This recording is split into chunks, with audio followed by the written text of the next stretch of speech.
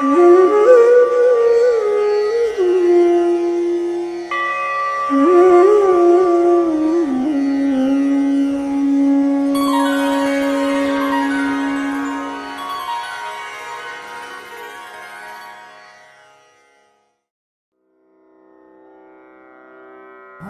ओम्।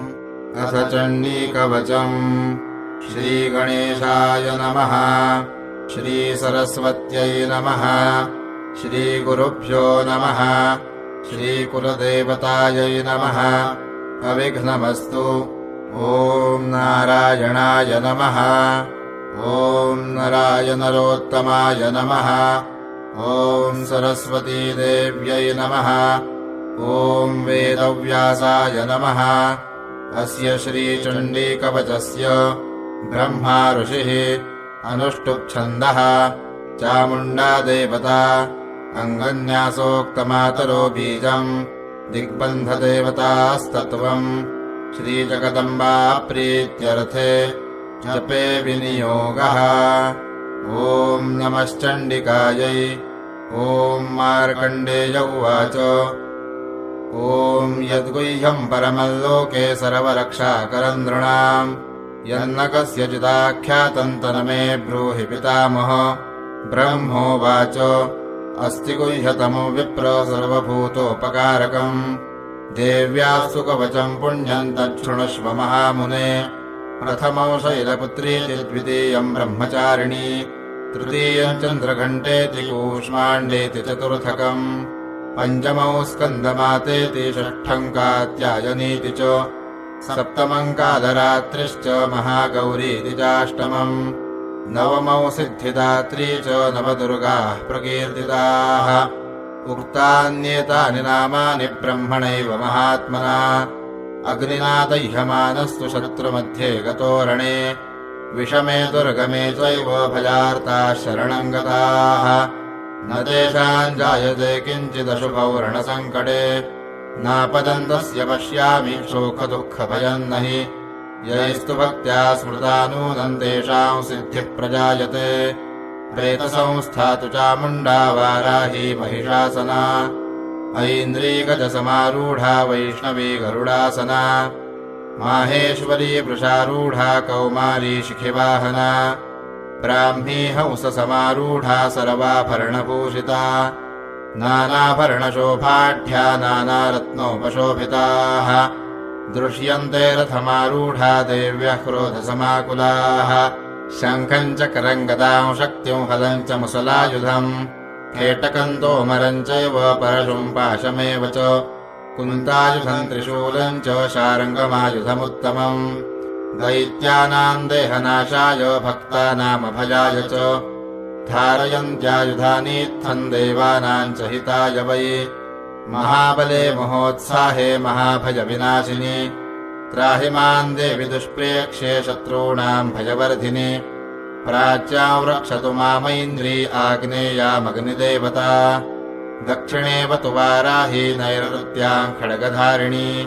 प्रतीच्याम् वारुणी रक्षेत् वायव्याम् मृगवाहिनी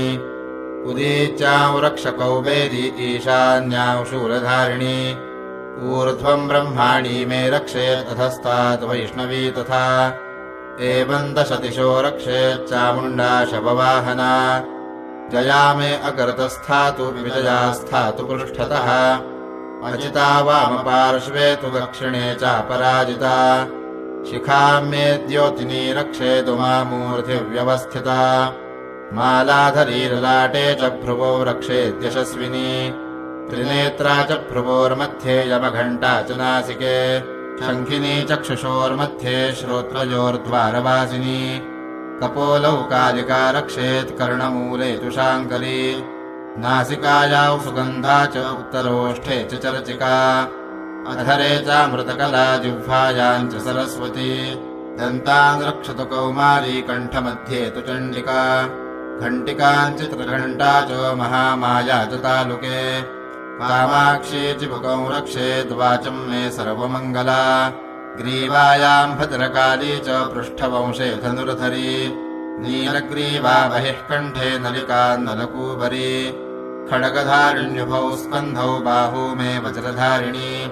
हस्तयोर्दण्डिनी रक्षेदम्बिका चाङ्गुलीस्तथा नखाञ्चूलेश्वरी रक्षेत् कुक्षौ रक्षेन्नलेश्वरी तनौ रक्षेन्महालक्ष्मीर्मनःशोकविनाशिनी हृदये ललिता देवी उदरे शूलधारिणी नाभौ च कामिनी रक्षेत् गुह्यं गुह्येश्वरी तथा कट्यां भगवती रक्षेज्जानुनी विन्ध्यवासिनी भूतनाथा च मेढ्रं मे ऊरू महिषवाहिनी जङ्घे महाबला प्रोक्ता सर्वकामप्रदायिनी गुल्फयोर्नारसिंही च पादौ चामिततेजसी पादाङ्गुली श्रीर्मे रक्षेत्पादाधस्तनवासिनी नखान्दंष्ट्राः कराली च केशांश्चैवोर्ध्वकेशिनी रोमकूपेषु कौबेरी त्वचं वागीश्वरी तथा रक्तमज्जामसामांसान्यस्थिमेधांसि पार्वती अन्त्राणि कालरात्रिश्च पित्तं च मुकुटेश्वरी पद्मावती पद्मकोशे कफे चूडामणिस्तथा ज्वालामुखी नखज्वाला अभेद्या सर्वसन्धिषु शुक्रं ब्रह्माणि मे रक्षेच्छायाञ्छत्रेश्वरी तथा अहङ्कारं मनोबुद्धिं रक्ष मे धर्मचारिणी प्राणापानौ तथा व्यानौ समानो दानमेव च यशः कीर्तिं च लक्ष्मीं च सदा रक्षतु वैष्णवी गोत्रमिन्द्राणि मे रक्षेत् पशून् मे रक्ष चण्डिके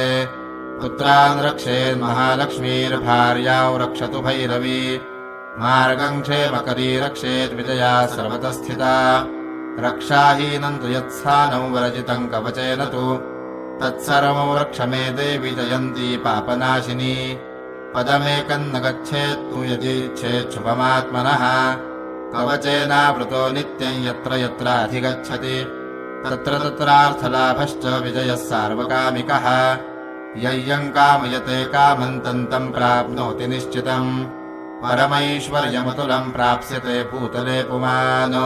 निर्भयो जायते मर्त्यः सङ्ग्रामेष्वपराजितः त्रैलोक्ये तु भवेत् पूज्यः कवचेनावृतः पुमान्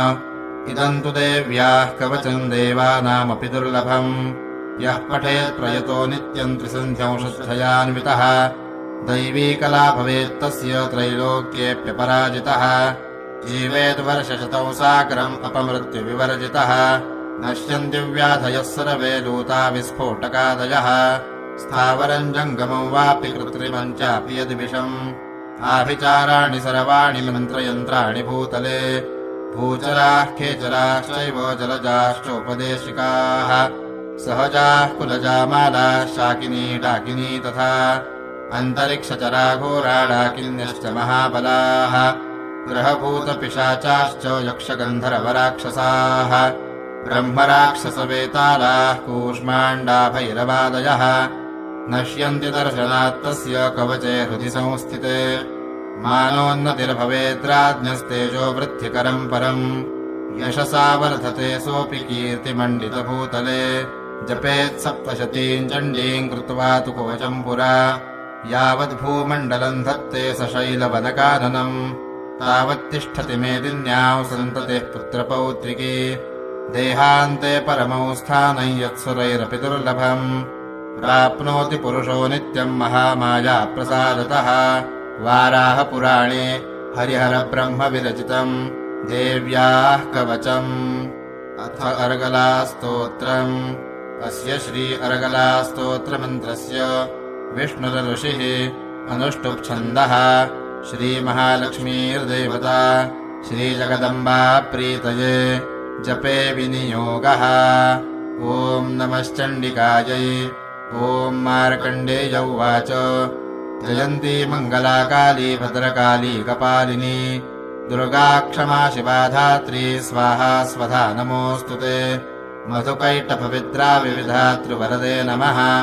रूपं देहि जयं देहि यशो देहि द्विषो जहि महिषासुरनिर्णाशो विधातृवरदे नमः रूपं देहि जयं देहि यशो देहि द्विषो जहि वन्दिताङ्घ्रियुगे देवि सर्वसौभाग्यदायिनी रूपं देहि जयं देहि यशो देहि द्विषो जहि रक्तबीजवधे देवि चण्डमुण्डविनाशिनी रूपं देहि जयं देहि यशो देहि द्विषो जहि अचिन्त्यरूपचरिते सर्वशत्रुविनाशिनी रूपम् देहि जयम् देहि यशो देहि द्विषो जहि ततेभ्यः सर्वदा भक्त्या चण्डिके दुरितापहे रूपम् देहि जयम् देहि यशो देहि द्विषो जहि स्तुवद्भ्यो भक्तिपूर्वम् त्वाम् चण्डिके व्याधिनाशिनि रूपम् देहि जयम् देहि यशो देहि द्विषो जहि चण्डिके सततम् ये त्वाम् रचयन्तीह भक्तितः रूपम् देहि जयम् देहि यशो देहि द्विषो जहि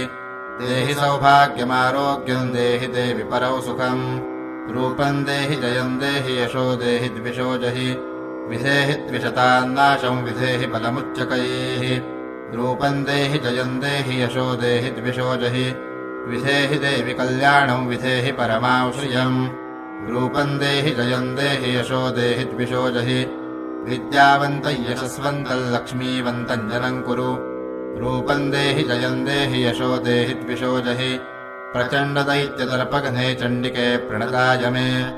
रूपम् देहि जयम् देहि यशो देहि द्विषो जहि चतुर्भुजे चतुर्वक्त्रसंस्तुते परमेश्वरि रूपम् देहि जयम् देहि यशो देहि द्विषो जहि कृष्णेन संस्तुते देवि शश्वद्भक्त्या त्वमम्बिके रूपम् देहि जयम् देहि यशो देहि द्विषो जहि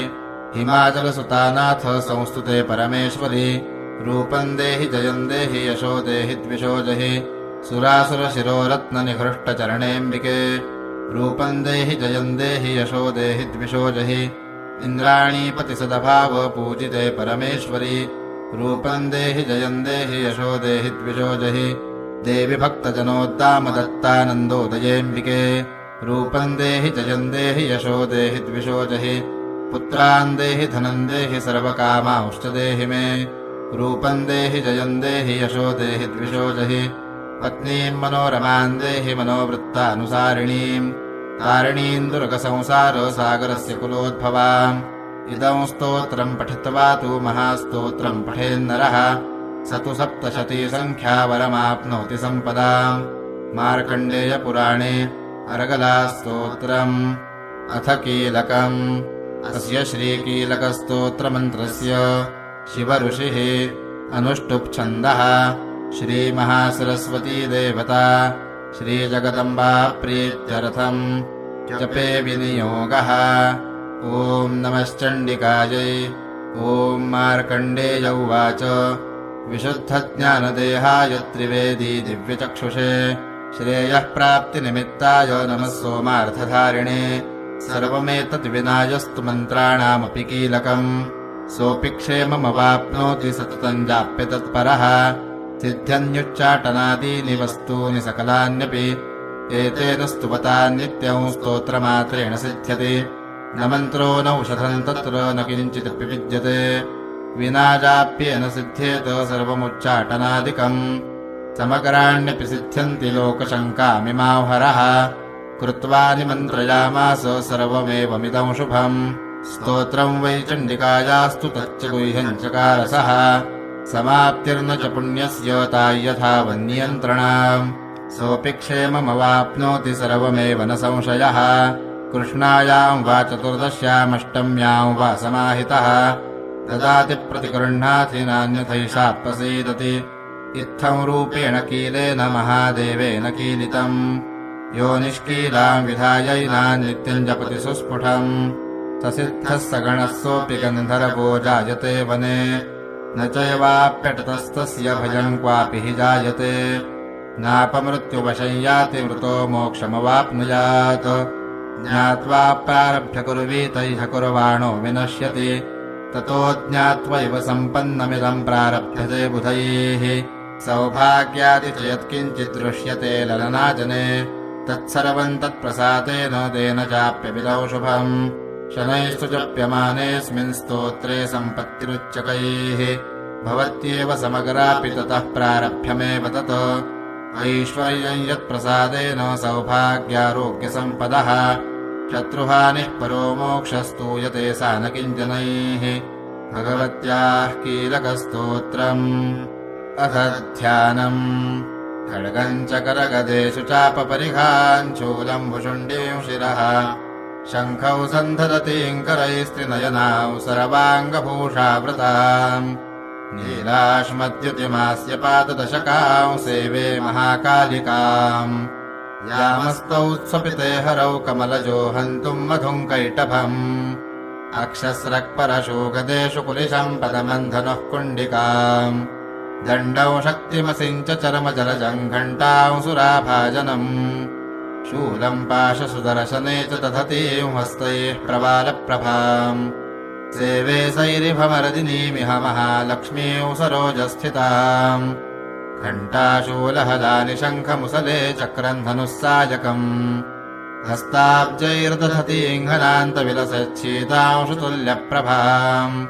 गौरीदेहसमुद्भवाम् त्रिजगताम् आधारभूताम् महा पूर्वामत्र सरस्वतीमनुभजे शुम्भादिदैत्यार्दिनीम् विद्युद्दामसमप्रभाम् मृगपतिस्कन्धस्थिताम् भीषणाम् कन्याभिः करवालखेटविलसद्धस्ताभिरासेविताम् हस्तैश्चक्रधरालखेटविशिकांश्चापम् गुणन्तरजनीम् बिभ्राणामनलात्मिकाम् शशिधराम् दुर्गाम् त्रिनेत्राम् भजे। ॐ नमश्चण्डिकायै। ॐ ऐं मार्कण्डेय उवाच सावर्णिः सूर्यतनयो यो मनः कथ्यतेष्टमः निशामय तदुत्पत्तिम् विस्तरात् गततो मम महामायानुभावेन यथा मनमन्तराधिपः स बभूव महाभागः सावर्णिस्तनयो रवेः स्वारोचिषेऽन्तरे पूर्वम् चैत्रवंशसमुद्भवः सुरथो नाम राजाभूत् समस्ते क्षितिमण्डले तस्य पालयतः सम्यक् प्रजाः पुत्राणि वौरसान् बभूवुः शत्रवो भूपाः कोलाविध्वंसिनस्तदा तस्य तैरभवद्युद्धमतिप्रबलदण्डिनः न्यूनैरपि सुतैर्युद्धे कोलाविध्वंसिभिर्जितः ततस्वपरमायातो निजदेशाधिपोऽभवत् आक्रान्तः स महाभागस्तैस्तदा प्रबलारिभिः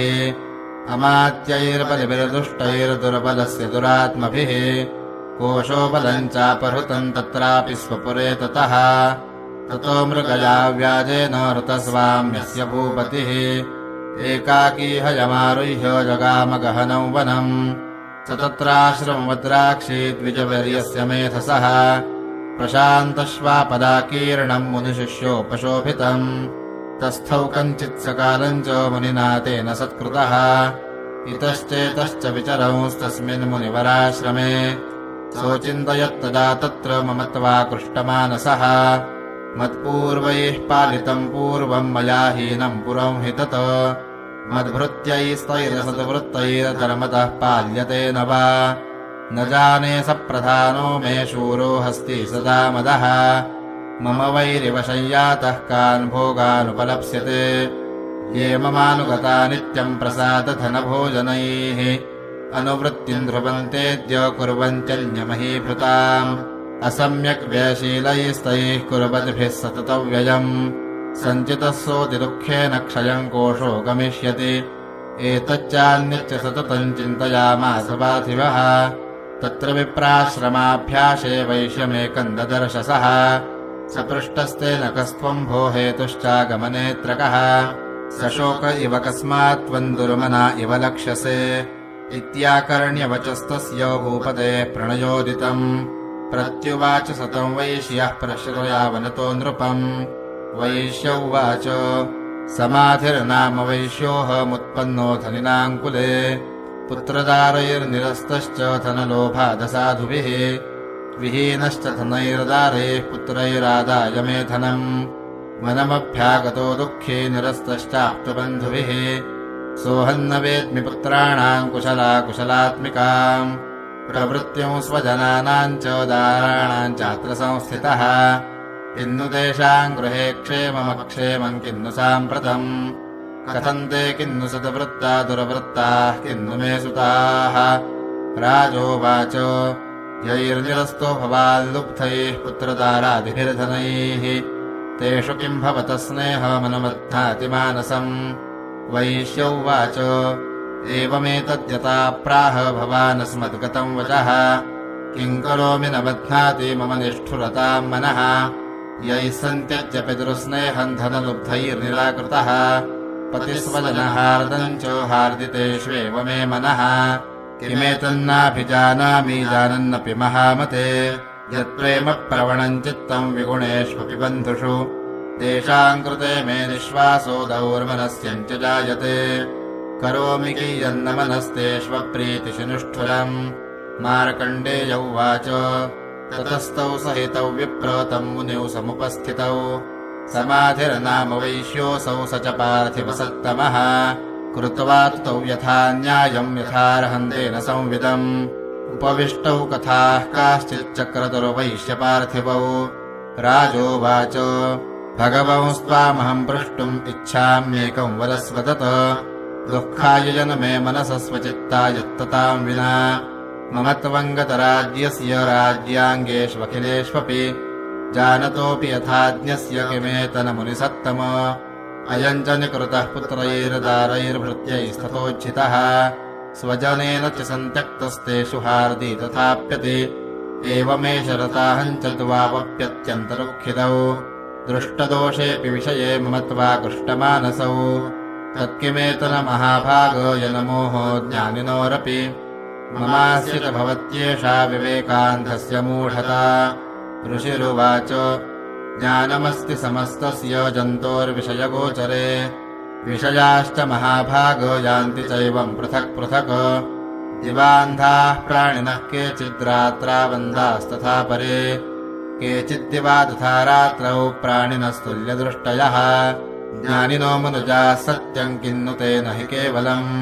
यतो हि ज्ञानिनः सर्वे पशुपक्षिमृगादयः ज्ञानम् च तन्मनुष्याणाम् यत्तेषाम् मृगपक्षिणाम् मनुष्याणाम् च यत्तेषाम् तुल्यमन्यत्तथोभयोः ज्ञानेऽपि सति पश्यैतान् पतङ्गान् छावचञ्चुषु गणमोक्षादृतान् मोहात् पीड्यमानानपि क्षुधा मानुषामृजव्याघ्रसाभिलाषा सुतान् प्रति लोभात् प्रत्युपकाराय न निवेतान् किन्न पश्यसि तथापि ममतावर्ते मोहगर्ते निपातिताः महामायाप्रभावेण संसारस्थितिकारिणा तन्नात्र विस्मयः कार्यो योगनिद्रा जगत्पतेः महामाया हरेश्चैषा तया सम्मोह्यते जगत् ज्ञानिनामपि चेतांसि देवी भगवती हि सा बलादाकृष्यमोहाय महामाया प्रयच्छति तया विसृज्यते विश्वम् जगदेतच्चराचरम् सैषा प्रसन्ना वरदा नृणाम् भवति मुक्तये सा विद्या परमा मुक्तेर्हेतुभूता सनातनी संसारबन्धहेतुश्च सैव सर्वेश्वरेश्वरी राजोवाच भगवन् का हि सा देवी महामायेति याम् भवान् ब्रवीति कथमुत्पन्ना सा कर्मास्याश्च किन्द्विज यत्प्रभावा च सा देवी यत्स्वरूपा यदुद्भवा तत्सर्वम् श्रोतुमिच्छामि त्वत्तो ब्रह्मविदाम् वर ऋषिरुवाच नित्यैव सा जगन्मूर्तिस्तया सर्वमिदम् ततम् तथापि तत्समुत्पत्तिर्बहुधा श्रूयताम् मम देवानाम् कार्यसिद्ध्यर्थमाविर्भवति सा यदा उत्पन्नेति तदा लोके सा नित्याप्यभिधीयते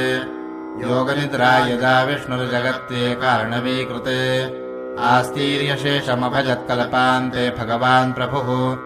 तदा द्वावसुरौ घोरौ विख्यातौ मधुकैटभौ विष्णुकर्णमलोद्भूतौ हन्तुम् ब्रह्माणमुद्यतौ सनाभिकमले विष्णो स्थितो ब्रह्मा प्रजापतिः दृष्ट्वा तावसुरौ चोग्रौ प्रसुप्तम् च जनार्दनम् तुष्टावयोगनिद्रान्तामेकाग्रहृदयस्थितः विबोधनार्थाय हरेर्हरिनेत्रकृतालयाम् विश्वेश्वरीम् जगत्धात्रीम् श्रुतिसंहारकारिणीम् निद्राम् भगवतीम् विष्णोरतुलाम् तेजसः प्रभुः ब्रह्मोवाच त्वम् स्वाहा त्वम् स्वधा त्वम् हि वषट्कारस्वरात्मिका सुधा त्वमक्षरे नित्ये त्रिधा मात्रात्मिका स्थिता अर्धमात्रा स्थिता नित्यायानुच्चार्या विशेषतः त्वमेव सन्ध्या सावित्री त्वम् देवि जननी परा त्वयैतत्धार्यते विश्वम् त्वयैतत्सृज्यते जगत् त्वयैतत्पाल्यते देवि त्वमत्स्यन्ते च सर्वदा विसृष्टौ सृष्टिरूपा त्वम् स्थितिरूपा च पालने तथा संहृतिरूपान्ते जगतोऽस्य जगन्मये महाविद्या महामाया महामेधा महास्मृतिः महामोहा च भवती महादेवी महेश्वरी प्रकृतिस्त्वं च सर्वस्य गुणत्रयविभाविनी कालरात्रिरमहारात्रिरमोहरात्रिश्च दारुणा त्वं श्रीस्त्वमीश्वरी त्वं ह्रीस्त्वं बुद्धिरबोधलक्षणा लज्जापुष्टिस्तथा तुष्टिस्त्वं शान्तिः क्षान्तिरेव च खड्गिनी शूलिनी घोरा गदिनी चक्रिणी तथा शङ्खिनी चापिनी बाणभुषुण्डी परिघायुधा सौम्या सौम्यतरा शेषसौम्येभ्यस्त्वतसुन्दरी परापराणाम् परमा त्वमेव परमेश्वरी यच्च किञ्चित् क्वचिदवस्तु सदसर्वाखिलात्मिके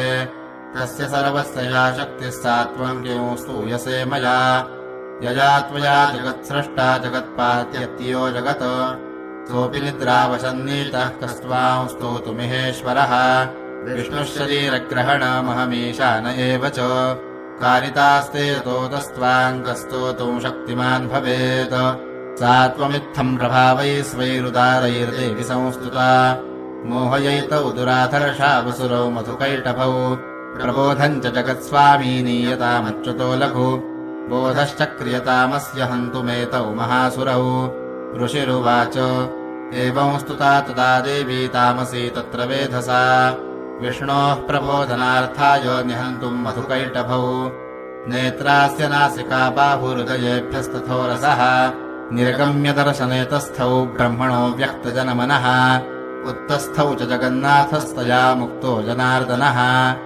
एकार्णवे हि शयनात्ततः स ददृशे च तौ मधुकैटभौ दुरात्मानावतिवीर्यपराक्रमौ क्रोधरक्ते क्षणावर्तुम् ब्रह्माणम् जनितोद्यमौ समुत्थाय तुतस्ताभ्याम् युयुधे भगवान् हरिः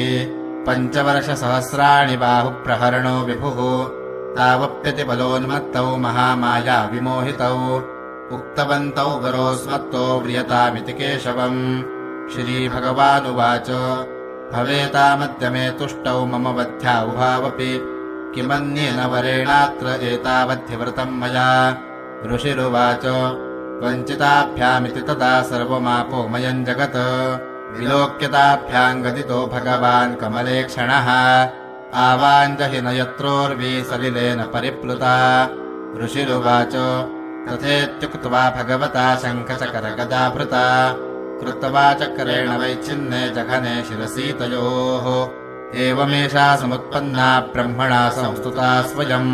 प्रभावमस्या देव्यास्तु भूय शृणु वदामि ते ऐं ॐ श्रीमार्कण्डेयपुराणे देवी महात्म्ये प्रथमः ॐ ह्रीं ऋषिरुवाच देवासुरमवोत्युत्थम् पूर्णमवदशतम् पुरा महिषे सुराणामधिपे देवानाम् च पुरन्दरे तत्रासुरैर्महावीर्यैर्देवसैन्यम् पराजितम् जित्वा च सकलान् देवानिन्द्रो भून्महिषासुरः ततः पराजिता देवाः पद्मयोनिम् प्रजापतिम् पुरस्कृत्य गतास्तत्र यत्रेष गरुडध्वजौ यथा वृत्तन्तयोस्तद्वन्महिषासुरचेष्टितम् त्रिदशाः कथयामासुरदेवाभिभवविस्तरम् सूर्येन्द्राग्निरेन्दूना यमस्य वरुणस्य च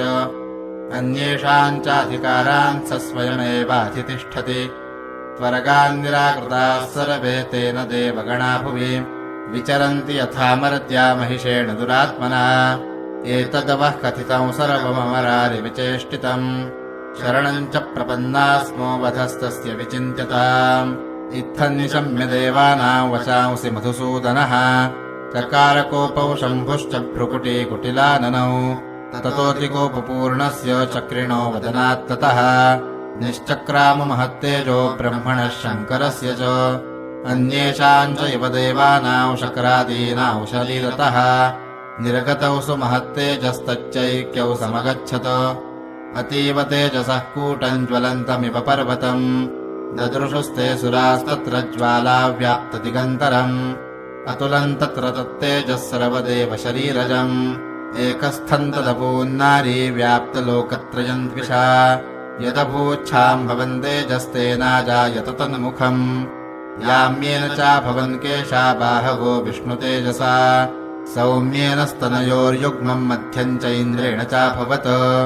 वारुणेन च जङ्घोरोनितम्बस्तेजसा भुवः ब्रह्मणस्तेजसा पादौ तदङ्गुल्योऽर्कतेजसा वसूनाम् च कराङ्गुल्यः कौबेरेण च नासिका तस्यास्तु दन्ताः सम्भूताः प्राजापत्येन तेजसा नयनत्रतयम् जज्ञे तथा पावकतेजसा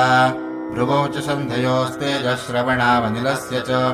अन्येषाम् च इव देवानाम् सम्भवस्तेजसां शिवा ततः समस्तदेवानाम् तेजोराशिसमुद्भवाम्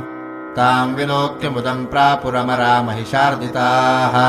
ततो देवा ददुस्तस्यै स्वानि स्वान्यायुधानि च शूलम् शूलाद्विनिष्कृष्य ददौ तस्यै पिनाकधृक् चक्रम् च दत्तवान् कृष्णः समुत्पाट्य स्वचक्रतः शङ्खम् च वरुणः शक्तिम् ददौ तस्यै हुताशनः मारुतो दत्तवांश्चापम् बाणपूर्णे तथेषुधि वज्रमिन्द्रः समुत्पाट्य कुलशादमराधिपः ददौ तस्यै सहस्राक्षो घण्टामयिरावदादिगदात् कालदण्डाद्यमोदण्डम् पाशञ्जाम्बुपतिर्ददौ प्रजापतिश्चाक्षमालान् ददौ ब्रह्माकमण्डलुम् समस्तरोमकूपेषु निजरश्मीन् दिवाकरः कालश्च दत्तवान् खड्गम् तस्यै चरम च निर्मलम् क्षीरोदश्चामलम् हारमजरे च तथाम्बरे चूडामणिम् तथा दिव्यम् कुण्डले कटकानि च अर्धचन्द्रम् तथा शुभ्रम् केयूरान् सर्वबाहुषु नूपुरो विमलौ तद्वद्ग्रैवेयकमनुत्तमम् अङ्गुलीयकरत्नानि समस्तास्वङ्गुलीषु च विश्वकर्मा ददौ तस्यै परशुम् चान्दिनिर्मलम् अस्त्राण्यनेकरूपाणि तथा भेद्यम् च दौशनम् अमलान् पङ्कजाम् मालाम् शिरस्युरसि चापराम् अदतज्जलधिस्तस्यै पङ्कजम् चातिशोभनम् हिमवान् वाहनम् सिंहम् रत्नानि विविधानि च तदावशून्यौ सुरजापानपात्रम् धनाधिपः शेषश्च सर्वनागेशो महामणिविभूषितम् नागहारम् ददौ तस्यै धत्तेजः पृथिवीमिमाम् अन्यैरपि सुरैर्देवी भूषणैरायुधैस्तथा सम्मानिता ननादोच्चैः साट्टः सम्मुहुर्मुहुः तस्यानादेन घोरेण गृत्थमापूरितम् नभः अमायतातिमहता प्रतिशब्दो महानभूत् चुक्षुभुः सकला लोकाः समुद्राश्च च कम्पिरे चचालवसुधा चेलुः सकलाश्च महीधराः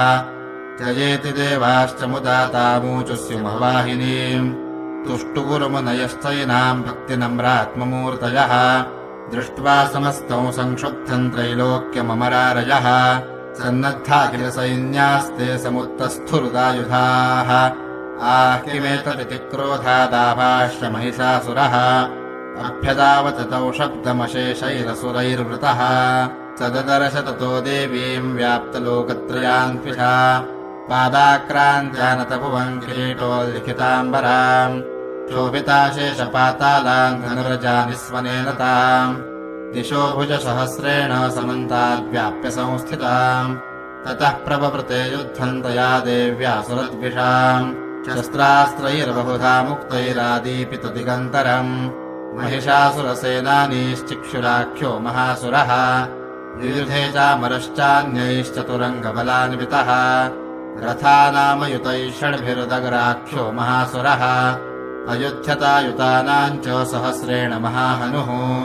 50 नियुतैरसिलो महासुरः अजुतानाम् शतैः षड्भिर्बाष्कलो युयुधे रणे गजवाजिसहस्रौघैरनेकैः परिवारितः वृतो रथानाम् कोट्या च युद्धे तस्मिन्न युध्यत बिडालाख्यो युतानाम् च 50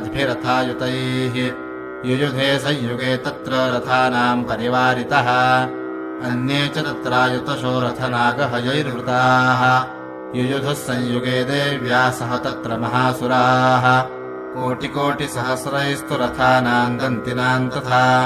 हयानाम् च वृतो युद्धे तत्राभून्महिषासुरः तोमरैर्भिन्दिपालैश्च शक्तिभिर्मुसलैस्तथा युयुधुः संयुगे देव्या खड्गैः परशुपट्टिशैः केचिच्च चिक्षिपुः शक्तिः केचित् पाशांस्तथा परे देवीम् खड्गप्रहारैस्तु ते ताम् हन्तुम् प्रचक्रमुः सापि देवी ततस्तानि शस्त्राण्यस्त्राणि चण्डिका लीलैव प्रतिच्छेद निजशस्त्रास्त्रवर्षिणी अनायस्तानना देवी स्तूयमाना सुरर्षिभिः मुमोचासुरदेहेषु शस्त्राण्यस्त्राणि चेश्वरी सोऽपि क्रुद्धो ततसटो देव्या वाहनकेसरी चचारासुरसैन्येषु वनेष्व्यभवताशनः निःश्वासान्मुमुचेयांश्चो युध्यमानारणेऽम्बिका त एव सद्यः सम्भूता गणाः शतसहस्रशः युयुधुस्ते परशुभिर्भिन्दिपालासि पट्टिशैः नाशयन्तो सुरगणान् देवी शक्त्युपबृंहिताः अवादयन्तपटहान् गणाः शङ्खांस्तथा परे मृदङ्गांश तथैवान्ये तस्मिन्युत्थमहोत्सवे ततो देवी त्रिशूलेन गदया शक्तिरष्टिभिः खड्गादिभिश्च शतशो निजघानमहासुरान् पातयामास चैवान्यान् घण्टास्वनविमोहितान् असुरान् भुविपाशेन बद्ध्वा चान्यानकर्षयत् केचिद्विधा कृतास्तीक्ष्णैः खड्गपातैस्तथा परे विपोथितानि पातेन गदया भुविशेरते वेमुश्च केचिद्रुधिरम् मुसलेन भृशंहताः केचिन्निपतता भूमौ भिन्नाः शूलेन वक्षसि निरन्तराः शरौघेण कृताः केचिद्रणाजिरे सेनानुकारिणः प्राणान् मुमुचुस्त्रिदशार्दनाः केषाञ्चिदबाहवश्छिन्नाश्छिन्नग्रीवास्तथा परे शिरांसि पेतुरन्येषामन्ये मध्ये विदारिताः विच्छिन्नजङ्घास्पपरे पेतुरुरव्याम् महासुराः एकबाह्वक्षिचरणाः केचिद्देव्याद्विधा कृताः छिन्नेऽपि चान्ये शिरसि पतिताः पुनरुत्थिताः न नृतुश्चापरे तत्र युद्धे तूर्यलयाश्रिताः कबन्धाश्चिन्नशिरसः खड्गशक्त्युष्टिपाणयः तिष्ठतिष्ठेति भाषन्तो देवी मन्ये महासुराः पातितैरथनागाश्वैरसुरैश्च वसुन्धरा अगम्या सा भवत्तत्र यत्राभूत्समहारणः शोणितौघा महानद्यस्तद्यस्तत्र प्रसुस्रुवुः मध्ये चासुरसैन्यस्य वारुणासुरवाजिनाम् क्षणेन तनमहासैन्यमसुराणाम् तथाम्बिका निन्ने क्षयम् यथा वह्निस्तृणदारुमहाचयम् स च सिंहो महानादमुत्सृजम् धुतकेसरः शरीरेभ्यो मरारीणा वसूनि वविचिनवति देव्या गणैश्च तैस्तत्र कृतैर्युद्धम् तथासुरैः यथैषाम् तु तुषुर्देवाः पुष्पवृष्टिमुचो दिवि श्रीमार्कण्डेयपुराणे देवी महात्म्ये द्वितीयः। ॐ ऋषिरुवाच निहन्यमानम् तत्सैन्यमवलोक्य महासुरः सेनानीश्चिक्षुरः कोपाद्ययौ योद्धुमथाम्बिकाम् स देवी उशरवर्षेण ववर्ष समरे सुरः यथा मेरुगिरे शृङ्गन्तो यवर्षेण तो यदः तस्यच्छित्वा ततो देवी लीलयैव शरोत्करान् जघानतुरगान् बाणैर्यन्तारम् चैव वाजिनाम् चिच्छेद च धनुस्वद्योद्भजम् चातिसमुच्छ्रितम् विव्याध चैव गात्रेषु छिन्नधनवानमाशुगैः सच्छिन्नधनवा विरथो हताश्वो हतसारथिः अभ्यदावतताम् देवीम् खड्गचरमधुरोऽसुरः सिंहमाहत्य खड्गेन तीक्ष्णधारेण मूर्धनि आजघानभुजे सव्ये देवीमप्यतिवेगवान् तस्याः खड्गो भुजम् प्राप्य पफालनृपनन्दन ततो जगराह शूलम् स कोपादरुणलोचनः चिक्षेप च ततस्तत्तु भद्रकाल्याम् महासुरः जाज्वल्यमानम् तेजोभिरविबिम्बमिवाम्बरात् दृष्ट्वा तदा पतच्छूलम् देवी शूलममुञ्चत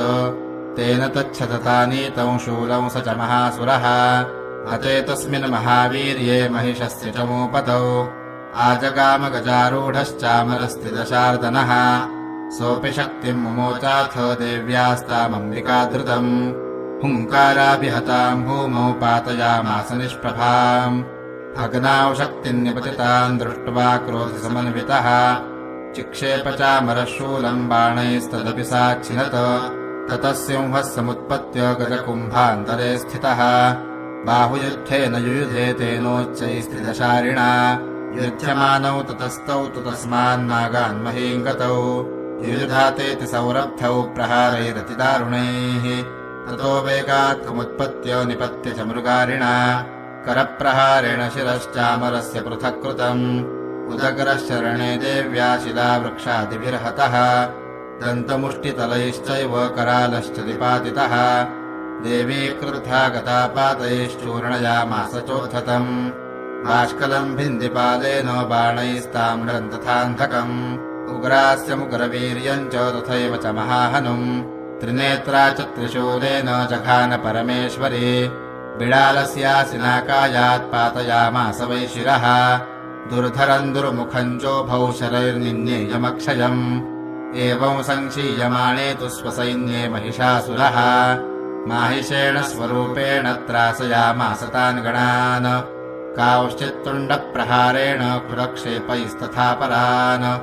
लाङ्गूलताडितांश्चान्यान् शृङ्गाभ्याम् च विदारितान् वेगेन कांश्चिदपरान्नादेन भ्रमणेन च निःश्वासपवनेनान्यान् पातयामास भूतले निपात्य प्रमथानीकमभ्यदावतसोऽसुरः सिंहं हन्तुम् महादेव्याः कोपम् चक्रे ततोऽम्बिका सोऽपि कोपान्महावीर्यः पुरक्षुण्णमहीतलः शृङ्गाभ्याम् पर्वतानुच्चांश्चिक्षेप च ननाद च वेगभ्रमणविक्षुण्णामहीतस्य व्यशीर्यत लाङ्गूलेनाहतश्चाब्धिः प्लावयामास सर्वतः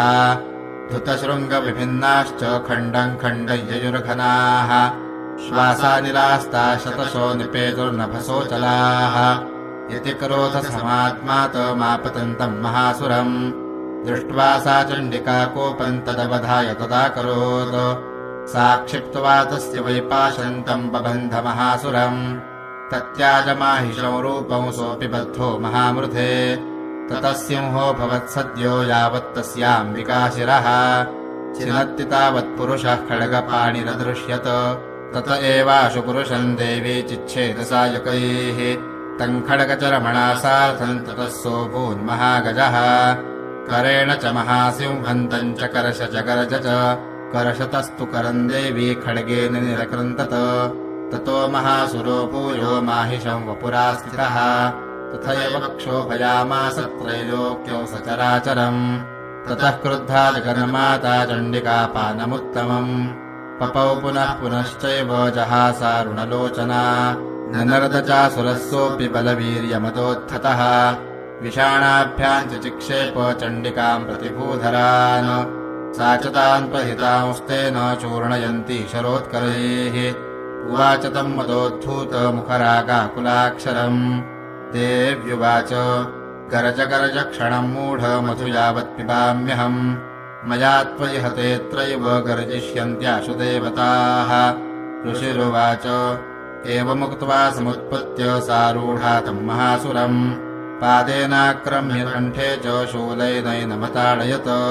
ततः सोऽपि पदाक्रान्तस्तया निजमुखात्तदा अर्धनिष्कान्त एवासीत् देव्या वीर्येण संवृतः अर्धनिष्कान्त एवासौ युध्यमानो महासुरः तया महासिना देव्या शिरश्छित्त्वा निपातितः ततो हाहाकृतौ सरबन्धैत्यसैन्यन्ननाशतत प्रहर्षम् च परम् जग्मुः सकला देवतागणाः तुष्टुपुस्तां सदा देवीं सह दिव्यैर्महर्षिभिः जगुर्गन्धर्वपतयो न नृतुश्चाप्सरो गणाः श्रीमार्कण्डेयपुराणे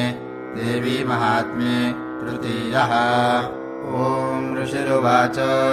शक्रादयः सुरगणा निहतेति वीर्ये तस्मिन्नुरात्मनि सुराजबले च देव्या तान् तुष्टुवः प्रणतिनम्रशिरोधरां सा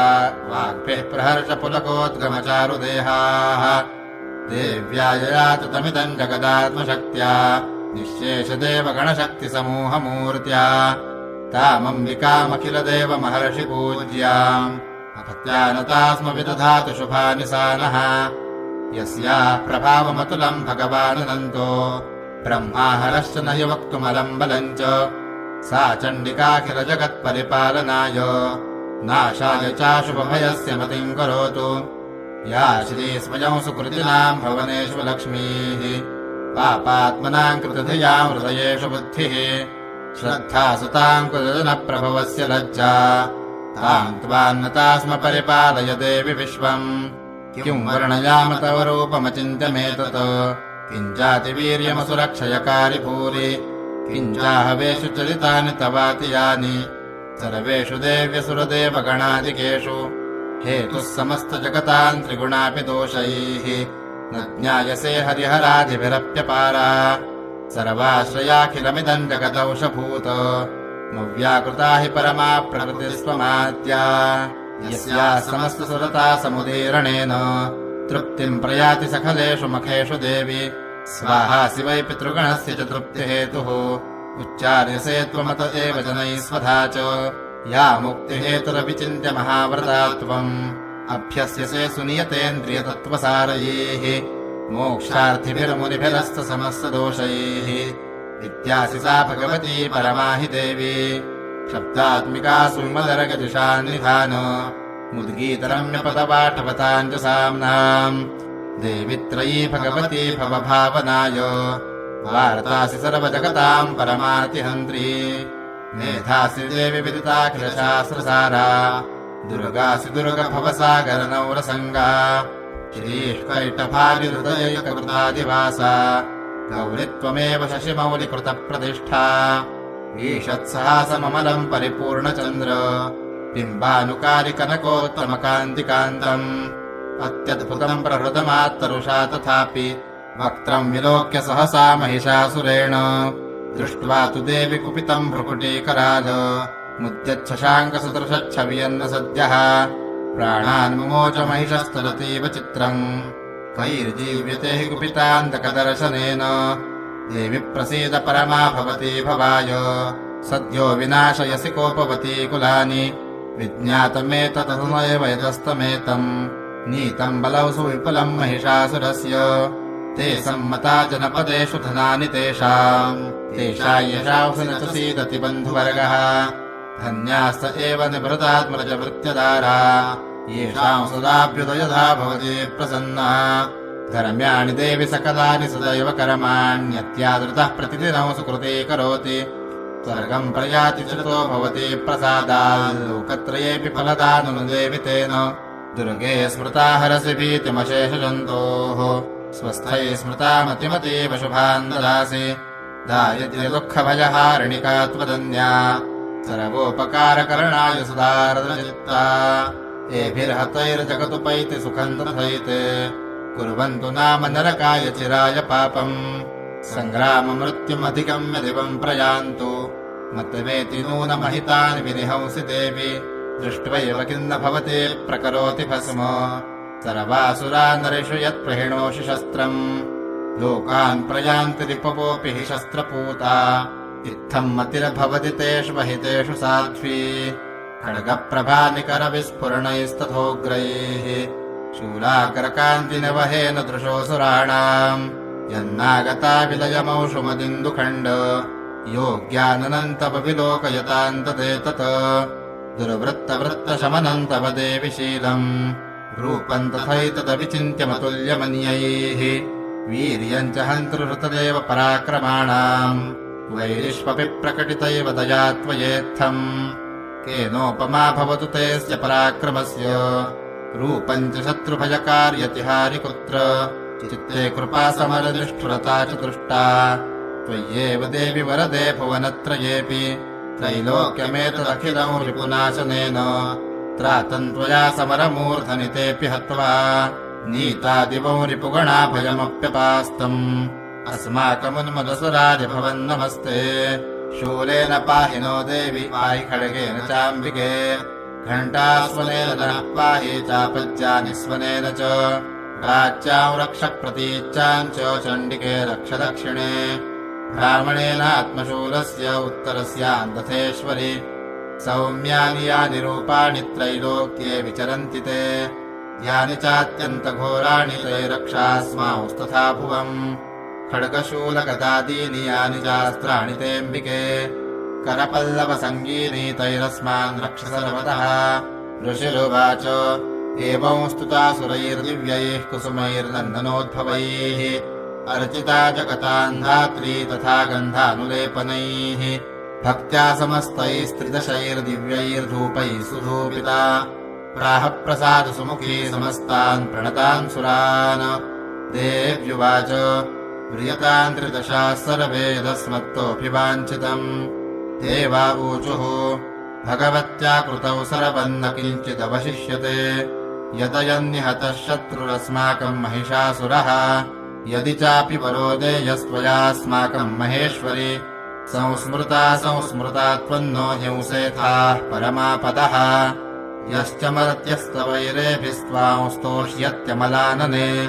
तस्य वित्तर्थिविभवैर्धनदारादिसम्पदाम् वृद्धये स्मत्प्रसन्ना त्वम् भवेथाः सर्वदाम्बिके ऋषिरुवाच इति प्रसादिता दैवैर्जगतोऽर्थे तथात्मनः तथेत्युक्त्वा भद्रकाली बभूवान्तर्हिता नृप इत्येतत् कथितम् भूप सम्भूता सा यथा पुरा देवी देवशरीरेभ्यो जगत्रयहितैषिणी पुनश्च गौरी देहात् सा समुद्भूता यथाभवत् वधाय दुष्टदैत्यानाम् तथा शुम्भनिशुम्भयोः रक्षणाय च लोकानाम् देवानामुपकारिणी तच्छृणुष्व मयाख्यातम् यथावत् कथयामि ते ह्रीम् ॐ श्रीमार्कण्डेयपुराणे देवी महात्म्ये चतुर्थः ॐ क्लीं ऋषिरुवाच पुरा शुम्भनिशुम्भाभ्यामसुराभ्याम् शचीपतेः त्रैलोक्यम् यज्ञभागाश्च श्रुतामदबलाश्रयात् तावेव सूर्यताम् तद्वदधिकारम् तथैन्दवम् कौबेरमथयाम्यम् च चक्राते वरुणस्य च तावेव पवनर्थिम् च चक्रतुर्वह्निकर्म च ततो देवा विनिर्धूता भ्रष्टराज्याः पराजिताः वृताधिकारास्त्रिदशास्ताभ्याम् सर्वे निराकृताः महासुराभ्याम् ताम् देवीम् संस्मरन्त्यपराजिताम् तयास्माकम् वरो दत्तो यथापत्सु स्मृताखिलाः भवताम् नाशयिष्यामि तत्क्षणात् परमापदः इति कृत्वा मतिम् देवा हिमवन्तम् नगेश्वरम् जग्मुस्तत्र ततो देवीम् विष्णुमायाम् प्रतुष्टुवुः देवा ऊचुः नमो देव्यै महादेव्यै शिवायै सततम् नमः नमः प्रकृत्यै भद्रायै नियताः प्रणतास्मताम् रौद्रायै नमो नित्यायै गौर्यै धात्र्यै नमो नमः ज्योत्स्नायै चेन्दुरूपिण्यै सुखायै सततम् नमः कल्याण्यै प्रणतामृत्यै सिद्ध्यै कूर्ण्यै नमो नमः नैरृत्यै भूभृताल्लक्ष्म्यै शरवाण्यै ते नमो नमः दुर्गायै दुर्गपारायै सारायै सर्वकारिण्यै ख्यात्यै तथैव कृष्णायै धूम्रायै सततम् नमः अतिसौम्यातिरौद्रायै नतास्तस्यै नमो नमः नमो जगत्प्रतिष्ठायै देव्यै कृत्यै नमो नमः या देवी सर्वभूतेषु विष्णुमायेति शब्दिता नमस्तस्यै नमस्तस्यै नमस्तस्यै नमो नमः या देवी सर्वभूतेषु चेतनेत्यभिधीयते नमस्तस्यै नमस्तस्यै नमस्तस्यै नमो नमः या देवी सर्वभूतेषु बुद्धिरूपेण संस्थिता नमस्तस्यै नमस्तस्यै नमस्तस्यै नमो नमः या देवी सर्वभूतेषु निद्रारूपेण संस्थिता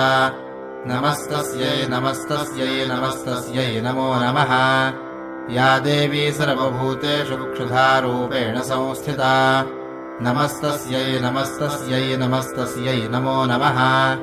या देवी सर्वभूतेषु छायारूपेण संस्थिता नमस्तस्यै नमस्तस्यै नमस्तस्यै नमो नमः या देवी सर्वभूतेषु शक्तिरूपेण संस्थिता नमस्तस्यै नमस्तस्यै नमस्तस्यै नमो नमः या देवी सर्वभूतेषु तृष्णारूपेण संस्थिता नमस्तस्यै नमस्तस्यै नमस्तस्यै नमो नमः या देवी सर्वभूतेषु क्षान्तिरूपेण संस्थिता नमस्तस्यै नमस्तस्यै नमस्तस्यै नमो नमः या देवी सर्वभूतेषु जातिरूपेण संस्थिता नमस्तस्यै नमस्तस्यै नमस्तस्यै नमो नमः या देवी सर्वभूतेषु लज्जारूपेण संस्थिता नमस्तस्यै नमस्तस्यै नमस्तस्यै नमो नमः या देवी सर्वभूतेषु शान्तिरूपेण संस्थिता नमस्तस्यै नमस्तस्यै नमस्तस्यै नमो नमः या देवी सर्वभूतेषु श्रद्धारूपेण संस्थिता नमस्तस्यै नमस्तस्यै नमस्तस्यै नमो नमः या देवी सर्वभूतेषु कान्तिरूपेण संस्थिता नमस्तस्यै नमस्तस्यै नमस्तस्यै नमो नमः या देवी सर्वभूतेषु लक्ष्मीरूपेण संस्थिता नमस्तस्यै नमस्तस्यै नमस्तस्यै नमो नमः या देवी सर्वभूतेषु वृत्तिरूपेण संस्थिता नमस्तस्यै नमस्तस्यै नमस्तस्यै नमो नमः या देवी सर्वभूतेषु स्मृतिरूपेण संस्थिता नमस्तस्यै नमस्तस्यै नमस्तस्यै नमो नमः या देवी सर्वभूतेषु दयारूपेण संस्थिता नमस्तस्यै नमस्तस्यै नमस्तस्यै नमो नमः या देवी सर्वभूतेषु तुष्टिरूपेण संस्थिता नमस्तस्यै नमस्तस्यै नमस्तस्यै नमो नमः या देवी सर्वभूतेषु मातृरूपेण संस्थिता नमस्तस्यै नमस्तस्यै नमस्तस्यै नमो नमः या देवी सर्वभूतेषु भ्रान्तिरूपेण संस्थिता नमस्तस्यै नमस्तस्यै नमस्तस्यै नमो नमः इन्द्रियाणामधिष्ठात्री भूतानाम् चाखिलेषु या भूतेषु सततम् तस्यै व्याप्त्यै देव्यै नमो नमः चितिरूपेण या कृत्स्नमेतद्व्याप्य स्थिता जगत् नमस्तस्यै नमस्तस्यै नमस्तस्यै नमो नमः स्तुतासुरैः पूर्वमभीष्टसंश्रयात् तथा सुरेन्द्रेण दिनेषु सेविता करोतु सा नः शुभहेतुरीश्वरी शुभानि भद्राण्यभिहन्तु चापदः यासाम् प्रदञ्चोत्थतु दैत्यतापितैरस्माभिरीशा च सुरैर्नमस्यते या च स्मृता तत्क्षणमेव हन्ति नः सर्वापदो भक्तिविनम्रमूर्तिभिः ऋषिरुवाच एवंस्तवाभियुक्तानाम् देवानाम् तत्र पार्वती स्नातुमभ्याययौ तो ये जाह्नव्या नृपनन्दन सा ब्रवीत्तान् सुरान् सुभ्रूर्भवद्भिस्तूयतेऽत्र का शरीरकोशतश्चास्याः समुद्भूता ब्रवीच्छिवा स्तोत्रम् ममैतत्क्रियते शुम्भदैत्यनिराकृतैः देवैः समेतैः समरे निशुम्भेन पराजितैः शरीरकोशाद्यत्तस्याः पार्वत्या निःसृताम्बिका कौशिकीति समस्तेषु ततो लोकेषु गीयते तस्याम् विनिर्गतायाम् तु कृष्णाभूत् सापि पार्वती कालिकेति समाख्याता हिमाचलकृताश्रया ततोऽम्बिकाम् परौ रूपम् बिभ्राणाौ सुमनोहरम् ददर्श चण्डो मुण्डश्च भृत्यौ शुम्भनिशुम्भयोः ताभ्याौ शुम्भाय चाख्याता सातीव सुमनोहरा काप्यास्ते स्त्री महाराज भासयन्ती हिमाचलम् नैव तादृक्क्वचिद्रूपम् दृष्टम् केनचिदुत्तमम् ज्ञायताम् काप्यसौ देवी गृह्यताम् चासुरेश्वर स्त्रीरत्नमति चार्वङ्गी द्योतयन्ती दिशस्पृशा सा तु तिष्ठति दैत्येन्द्र ताम् भवान् द्रष्टुमर्हति यानि रत्नानि मणयो गजाश्वादीनि वै प्रभो त्रैलोक्ये तु समस्तानि साम्प्रतम् भान्ति ते गृहे ऐरावतः समानीतो गजरत्नम् पुरन्दरात् पारिजाततरुश्चायम् तथैवोच्चैश्रवाहयः विमानम् हंससंयुक्तमेतत्तिष्ठति तेऽङ्गणे रत्नभूतमिहानीतम् यदासीद्वेदसोद्भुतम् निधिरेष महापदमः समानीतो धनेश्वरात् किञ्जलकिनीन्ददौ चाब्धिरमालाममलानपङ्कजाम् छत्रन्ते वारुणङ्गेः काञ्चनः सा वितिष्ठति तथायंस्यन्दनवरो यः पुरासीत् प्रजापतेः मृत्योरुत्क्रान्तिदा नाम शक्तिरीशत्वया हृता पाशः सलिलराजस्य भ्रातुस्तव परिग्रहे निशुम्भस्याब्धिजाताश्च समस्ता रत्नजातयः वह्निरपि ददौ तुभ्यमग्निशौचे च वाससि एवम् दैत्येन्द्ररत्नानि समस्तान्याहृतानि ते स्त्रीरत्नमेषा कल्याणी त्वया कस्मान्न गृह्यते ऋषिरुवाच निशम्येति वचः शुम्भः सतता चण्डमुण्डयोः प्रेषयामास सुग्रीवम् दूतम् देव्या महासुरम् इति चेति च वक्तव्या सा गत्वा वचनान् मम यथा चाभ्येति सम्प्रीत्या तथा कार्यम् त्वया लघु स तत्र गत्वा यत्रास्ते शैलोद्देशेति शोभने ताम् च देवीम् ततः प्राह श्लक्ष्णम् मधुरया गिरा दूत उवाच देवि दैत्येश्वरः शुम्भस्त्रैलोक्ये परमेश्वरः दूतोऽहम् प्रेषितस्तेन त्वत्सकाशमिहागतः अव्याहताज्ञः सर्वासु यः सदा देवयोनिषु निर्जताखिलदैत्यारिः स यदाह शृणुषु पतत् मम त्रैलोक्यमखिलम् मम देवावशानुगाः यज्ञभागानहं सर्वानुपाश्नामि पृथक् पृथक् त्रैलोक्ये वररत्नानि मम वश्यान्यशेषतः तथैव गजरत्नम् च हृतम् देवेन्द्रवाहनम् क्षीरोदमथनोद्भूतमशवरत्नम् ममामरैः उच्चैश्रवससंज्ञम् तत्प्रणिपत्य समर्पितम् यानि चान्यानि देवेषु गन्धर्वेषु उरगेषु च रत्नभूतानि भूतानि तानि मय्येव शोभने स्त्रीरत्नभूतान् त्वाम् देवि लोके मन्यामहे वयम् सा त्वमस्मानुपागच्छतो रत्नभुजो वयम् माम् वाममानुजम् वापि निशुम्भमुरुविक्रमम् भजत्वम् चञ्चलापाङ्गिरत्नभूतासि वै यतः परमैश्वर्यमतुलम् प्राप्स्यसे मत्परिग्रहात् एतद्बुद्ध्या समालोच्य मत्परिग्रहताम् व्रज ऋषिरुवाच इत्युक्ता सा तदा देवी गम्भीरान्तस्मिता जगौ दुर्गा भगवती भद्रा जयेदन्धार्यते जगत् देव्युवाच सत्यमुक्तम् त्वया नात्र मिथ्या किञ्चित् त्वयोदितम् त्रैलोक्याधिपतिः शुम्भो निशुम्भश्चापि तादृशः किन्त्वत्र यत्प्रतिज्ञातम् मिथ्या तत्क्रियते कथम् श्रूयतामल्पबुद्धित्वा प्रतिज्ञाया कृता पुरा यो माम् जयति सङ्ग्रामे यो मे दर्पम् व्यपोहति यो मे प्रतिबलो लोके स मे भरता भविष्यति तदा गच्छतु शुम्भोऽत्र निशुम्भो वा महाबलः माम् जित्वा किञ्चिरेणात्र पाणिम् गृह्णातु मे लघु दूत उवाच अवलिप्तासि मयैवम् त्वम् देवि ब्रूहि ममाग्रतः त्रैलोक्ये कः पुमांस्तिष्ठेदग्रे शुम्भनिशुम्भयोः अन्येषामपि दैत्यानाम् सर्वे देवा न वैयुधि तिष्ठन्ति सम्मुखे देवि किम् पुनः स्त्री त्वमेकिका इन्द्राद्याः सकला देवास्तस्सु येषाम् न संयुगे कुम्भादीनाम् कथम् तेषाम् स्त्री प्रयास्यसि सम्मुखम् सा त्वम् गच्छ मयैवोक्ता पार्श्वौ शुम्भनिशुम्भयोः केशाकर्षणनिर्धूत गौरवामागमिष्यसि देव्युवाच एवमेतद्बली शुम्भो निशुम्भश्चापि तादृशः किम् करोमि प्रतिज्ञा मे यदनालोचिता पुरा सत्त्वम् गच्छ मयोक्तम् ते यदेतत्सर्वमादृतः तदा चक्ष्वासुरेन्द्राय स च युक्तम् करोतु यत् श्रीमार्कण्डेयपुराणे देवी महात्म्ये पञ्चमः ॐ ऋषिरुवाच इत्याकर्ण्यवचो देव्याः सदूतो वर्षपूरितः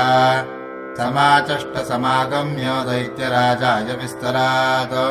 तस्य दूतस्य तद्वाक्यमाकर्ण्यासुरराट्टतः सक्रोधः प्राह दैत्यानामतिपन् धूम्रलोचनम् हे धूम्रलोचनाशु त्वम् स्वसैन्यपरिवारितः कामानय बलाद्दुष्टाङ्गेशाकर्षणविह्वलाम्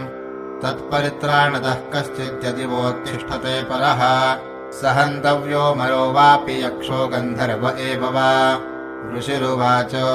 तेनाज्ञप्तस्ततः शीघ्रम् स दैत्यो धूम्रलोचनः वृतः 6 सहस्राणामसुराणाम् द्रुतय्ययौ स दृष्ट्वा ताम् ततो देवीम् तुहिनाचलसंस्थिताम् जगादोच्चैः प्रयाहीति मूलौ शुम्भनिशुम्भयोः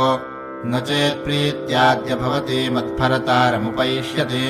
ततो बलान्नयाम्येष केशाकर्षणविह्वलाम् देव्युवाच दैत्येश्वरेण प्रहितो बलवान् बलसंवृतः बलान्नयसि मामेवम् ततः किम् ते करोम्यहम् ऋषिरुवाच इत्युक्तः सोऽभ्यधावत्तामसुरो धूम्रलोचनः हुङ्कारेण इमतम् भस्म सा चकाराम्बिका तदा अथ क्रुद्धम् महासैन्यमसुराणाम् तथाम्बिका ववर्षसायकैस्तीक्ष्णैस्तथा शक्तिपरश्वधैः ततोऽधुतसटः कोपात् कृत्वा नादौ सुभैरवम् पपातासुरसेनायाम् सिंहो देव्या स्ववाहनः कांश्चित्करप्रहारेण दैत्यानास्येन चापरान् आक्रान्त्या चाधरेणान्याञ्जघान स महासुरान् केषाञ्चित्पाटयामास नखैः कोष्ठानि केसरी तथा कलप्रहारेण शिरांसि कृतवान् पृथक् विच्छिन्नबाहुशिरसः कृतास्तेन तथा परे पपौ च रुधिरङ्कोष्ठादन्येषान् पृथकेसरः क्षणेन तद्बलौ सर्वं क्षयन्नीतम् महात्मना तेन केसरिणा देव्या वाहनेनातिकोपिना श्रुत्वा तमसुरम् देव्या निहतम् धूम्रलोचनम् बलम् च क्षयितम् कृत्स्नम् देवी केसरिणा ततः चुकोपदैत्याधिपतिः शुम्भः प्रस्फुरिताधरः आज्ञापयामास च तौ चण्डमुण्डौ महासुरौ हे चण्ड हे मुण्डबलैर्बहुभिः परिवारितौ तत्र गच्छत गतवाच सा समानीयताल्लघु केशेष्वाकृष्यपदभा वा यदि वः संशयो युधि तदा शेषायुधैः सर्वैरसुरैर्विनिहन्यताम् तस्यां हतायाम् दुष्टायाम् सिंहे च विनिपातिते शीघ्रमागम्यताम् बद्ध्वा गृहीत्वा तामथाम्बिकाम् श्रीमार्कण्डेयपुराणे देवी महात्म्ये षष्ठः। ॐ ऋषिरुवाच आज्ञप्तास्ते ततो दैत्याश्चण्डमुण्डपुरोगमाः चतुरङ्गबलोपेता ययुरभ्युद्यतायुधाः यदृशुस्ते ततो देवीमीषद्भासाम् व्यवस्थिताम् सिंहस्योपरि शैलेन्द्रशृङ्गे महति काञ्चने ते दृष्ट्वा ताौ समादातुमुद्यमम् चक्रुरुद्यताः आकृष्टचापासिधरास्तथान्ये तत्समीपगाः ततः कोपम् चकारोच्चैरम्बिका तानरीन् प्रति कोपेन चास्या वदनम् मशीवर्णमभूत्तदा भ्रुकुटीकुटिला तस्या ललाटफलकादृतम् कालीकरालवदना विनिष्क्रान्तासि पाशिनी विचित्रखट्वाङ्गधरा नरमाला विभूषणा वीपिचरमपरिधाना शुष्कमांसातिभैरवा अतिविस्तारवदना जिह्वाललनभीषणा निमग्ना रक्तनयना नादापूरिति दिङ्मुखा सा वेगेनाभिपतिता घातयन्ती महासुरान् सैन्ये तत्र सुरारीणामभक्षयत तद्बलम् पार्ष्णिग्राहाङ्कुशग्राह योधघण्टा समन्वितान् समादायैकहस्तेन मुखे चिक्षेपवारणान् तथैव योधन्तुरगैरथौ सारथिना सह निक्षिप्य वक्त्रे दशनैश्चरवयन्ति भैरवम् एकम् जगराह केशेषु ग्रीवायामथ चापरम् पादेनाक्रम्य चैवान्यमुरसान्यमुपोथयत् तैर्मुक्तानि च शस्त्राणि महास्त्राणि तथासुरैः मुखेन जगराहरुषा दशनैर्मथितान्यपि बलिनाम् तद्बलम् सर्वमसुराणाम् दुरात्मनाम् ममरदा भक्षयच्चान्यानन्यांश्चाताडयत्तदा असिना निहताः केचित् खट्वाङ्गताडिताः जग्मुर्विनाशमसुरादन्ताग्राभिहतास्तथा क्षणेन तद्बलम् सर्वमसुराणाम् निपातितम् दृष्ट्वा चण्डोऽपि तत्रावताम् कालीमतिभीषणाम् शरवर्षैर्महाभीमैर्भीमाक्षीन्ताम् महासुरः छादयामास चक्रैश्च मुण्डः क्षिप्तैः सहस्रशः तानि चक्राण्यनेकानि विशमानानि तन्मुखम् बभुर्यथार्कबिम्बानि सुबहूनि घनोदरम् ततो जहासातिरुषा भीमम् भैरवनादिनी कालीकरालवदना दुरदर्शदशनोज्ज्वला उत्थाय च महासिंहम् देवी चण्डमधावत् गृहीत्वा चास्य केशेषु शिरस्तेनासिनाच्छिनत् अथ मुण्डोऽभ्यधावत्ताम् दृष्ट्वा चण्डम् निपातितम् तमप्यपातयद्भूमौ सा खड्गाभिहतौ वृषा हतशेषम् ततः सैन्यम् दृष्ट्वा चण्डम् निपातितम् मुण्डम् च सुमहावीर्यम् दिशो भेजे भयातुरम् शिरश्चण्डस्य काली च गृहीत्वा मुण्डमेव च प्राह प्रचण्डाट्टहासमिश्रमभ्येत्य चण्डिकाम् मया तवात्रोपहृतौ चण्डमुण्डौ महापशु युद्धयत्ने स्वयं शुम्भम् निशुम्भम् च हनिष्यसि ऋषिरुवाच तावानीतौ ततो दृष्ट्वा चण्डमुण्डौ महासुरौ उवाच कालीम् कल्याणी ललितम् चण्डिकावचः यस्माच्चण्डम् च मुण्डम् च गृहीत्वा त्वमुपागता चामुण्डेति ततो लोके ख्याता देवी भविष्यसि। श्रीमार्कण्डेयपुराणे देवी महात्म्ये सप्तमः। ॐ ऋषिरुवाच चण्डे च निहते दैत्ये मुण्डे च विनिपातिते बहुलेषु च सैन्येषु क्षयितेष्वसुरेश्वरः ततः कोपपराधीनो चेता शुम्भः प्रतापवान् उद्योगौ सर्वसैन्यानाम् दैत्यानामादिदेशः अद्य सर्वपदैर्दैत्याः षडशीतिरुदायुधाः कम्बूरान् चतुराशीतिर्निर्यान् तु स्वपदैर्वृताः कोटिवीर्याणि 50 कुलानि वै 100 कुलानि धौम्राणान् निर्गच्छन्तु ममाज्ञया कालकातौ हृदामौर्वाः कालिकेयास्तथासुराः युद्धाय सज्जा निर्यान्तु आज्ञया त्वरिता मम इत्याज्ञाप्यासुरपतिः शुम्भो भैरवशासनः निर्जगाम महासैन्यसहस्रैर्बहुभिर्वृतः आयान्तम् चण्डिका दृष्ट्वा तत्सैन्यपतिभीषणम् जास्वनैः पूरयामास धरणी गगनान्तरम् ततः सिंहो महानादमतीव कृतवान् नृप घण्टास्वनेन तान्नादानम्बिका चोपबृंहयत् धनुर्या सिंहघण्टानान्नादा पूरितदिङ्मुखा निनादैर्भीषणैः काली जिज्ञे विस्तारितानना तन्निनादमुपश्रुत्य दैत्यसैन्यैश्चतुर्दिशम् देवी सिंहस्तदा काली सरोषैः परिवारिताः एतस्मिन्नन्तरे भूप विनाशाय सुरद्विषाम् भवायामरसिंहानामतिवीर्यबलान्विताः ब्रह्मेषु विष्णूना तथेन्द्रस्य च शक्तयः शरीरेभ्यो विनिष्क्रम्य तद्रूपैश्चण्डिका ययुः यस्य देवस्य यद्रूपं यथा भूषणवाहनम् तदवदेव तच्छक्तिरसुरान् योद्धुमाययौ हंसयुक्तविमानाग्रे साक्षसूत्रकमण्डलुः आयाता ब्रह्मणः शक्तिर्ब्रह्माणीत्यभिधीयते माहेश्वरी वृषारूढा त्रिशूलवरधारिणी महाहिवलया प्राप्ता चन्द्ररेखा विभूषणा कौमारी शक्तिहस्ता च मयूरवरवाहना योद्धुमभ्याययौ दैत्यानम्बिका गुहरूपिणी तथैव वैष्णवी शक्तिर्गरुडोपरि संस्थिता शङ्खचकरगदाशार्ङ्गखड्गहस्ताभ्युपाययौ यज्ञवाराहमतुलम् रूपय्या बिभ्रतो हरेः शक्तिः साप्याययौ तत्र वाराहीम् बिभ्रती तनुम् नारसिंही नृसिंहस्य बिभ्रती सदृशम् वपुः प्राप्ता तत्र सटाक्षे पक्षिप्तनक्षत्रसंहतिः वज्रहस्ता तथैवैन्द्री गजराजोपरि स्थिता प्राप्ता सहस्रनयना यथा शक्रस्तथैव सा ततः परिवृतस्ताभिरीशानो देवशक्तिभिः हन्यन्तामसुराः शीघ्रम् मम प्रीत्याह चण्डिकाम् ततो देवी शरीरात्तु विनिष्क्रान्तातिभीषणा चण्डिका शक्तिरत्युग्रा शिवा शतनिनादिनी सा चाह धूम्रजटिलमीशानमपराजिता दूतत्वम् गच्छ भगवन् पार्श्वौ शुम्भनिशुम्भयोः ब्रूहि शुम्भन्निशुम्भम् च दानवावतिगर्भितौ ये चान्ये दानवास्तत्र युद्धाय समुपस्थिताः त्रैलोक्यमिन्द्रो लभताम् देवाः सन्तु हविर्भुजः यूयम् प्रयातपातालम् यदि जीवितुमिच्छथ बलावले पादथ चेद्भवन्तो युद्धकाङ्क्षिणः तदा गच्छत तृप्यन्तु मच्छिवाः पिशिते नवः यतो नियुक्तो दौत्येन तया देव्या शिवः स्वयम्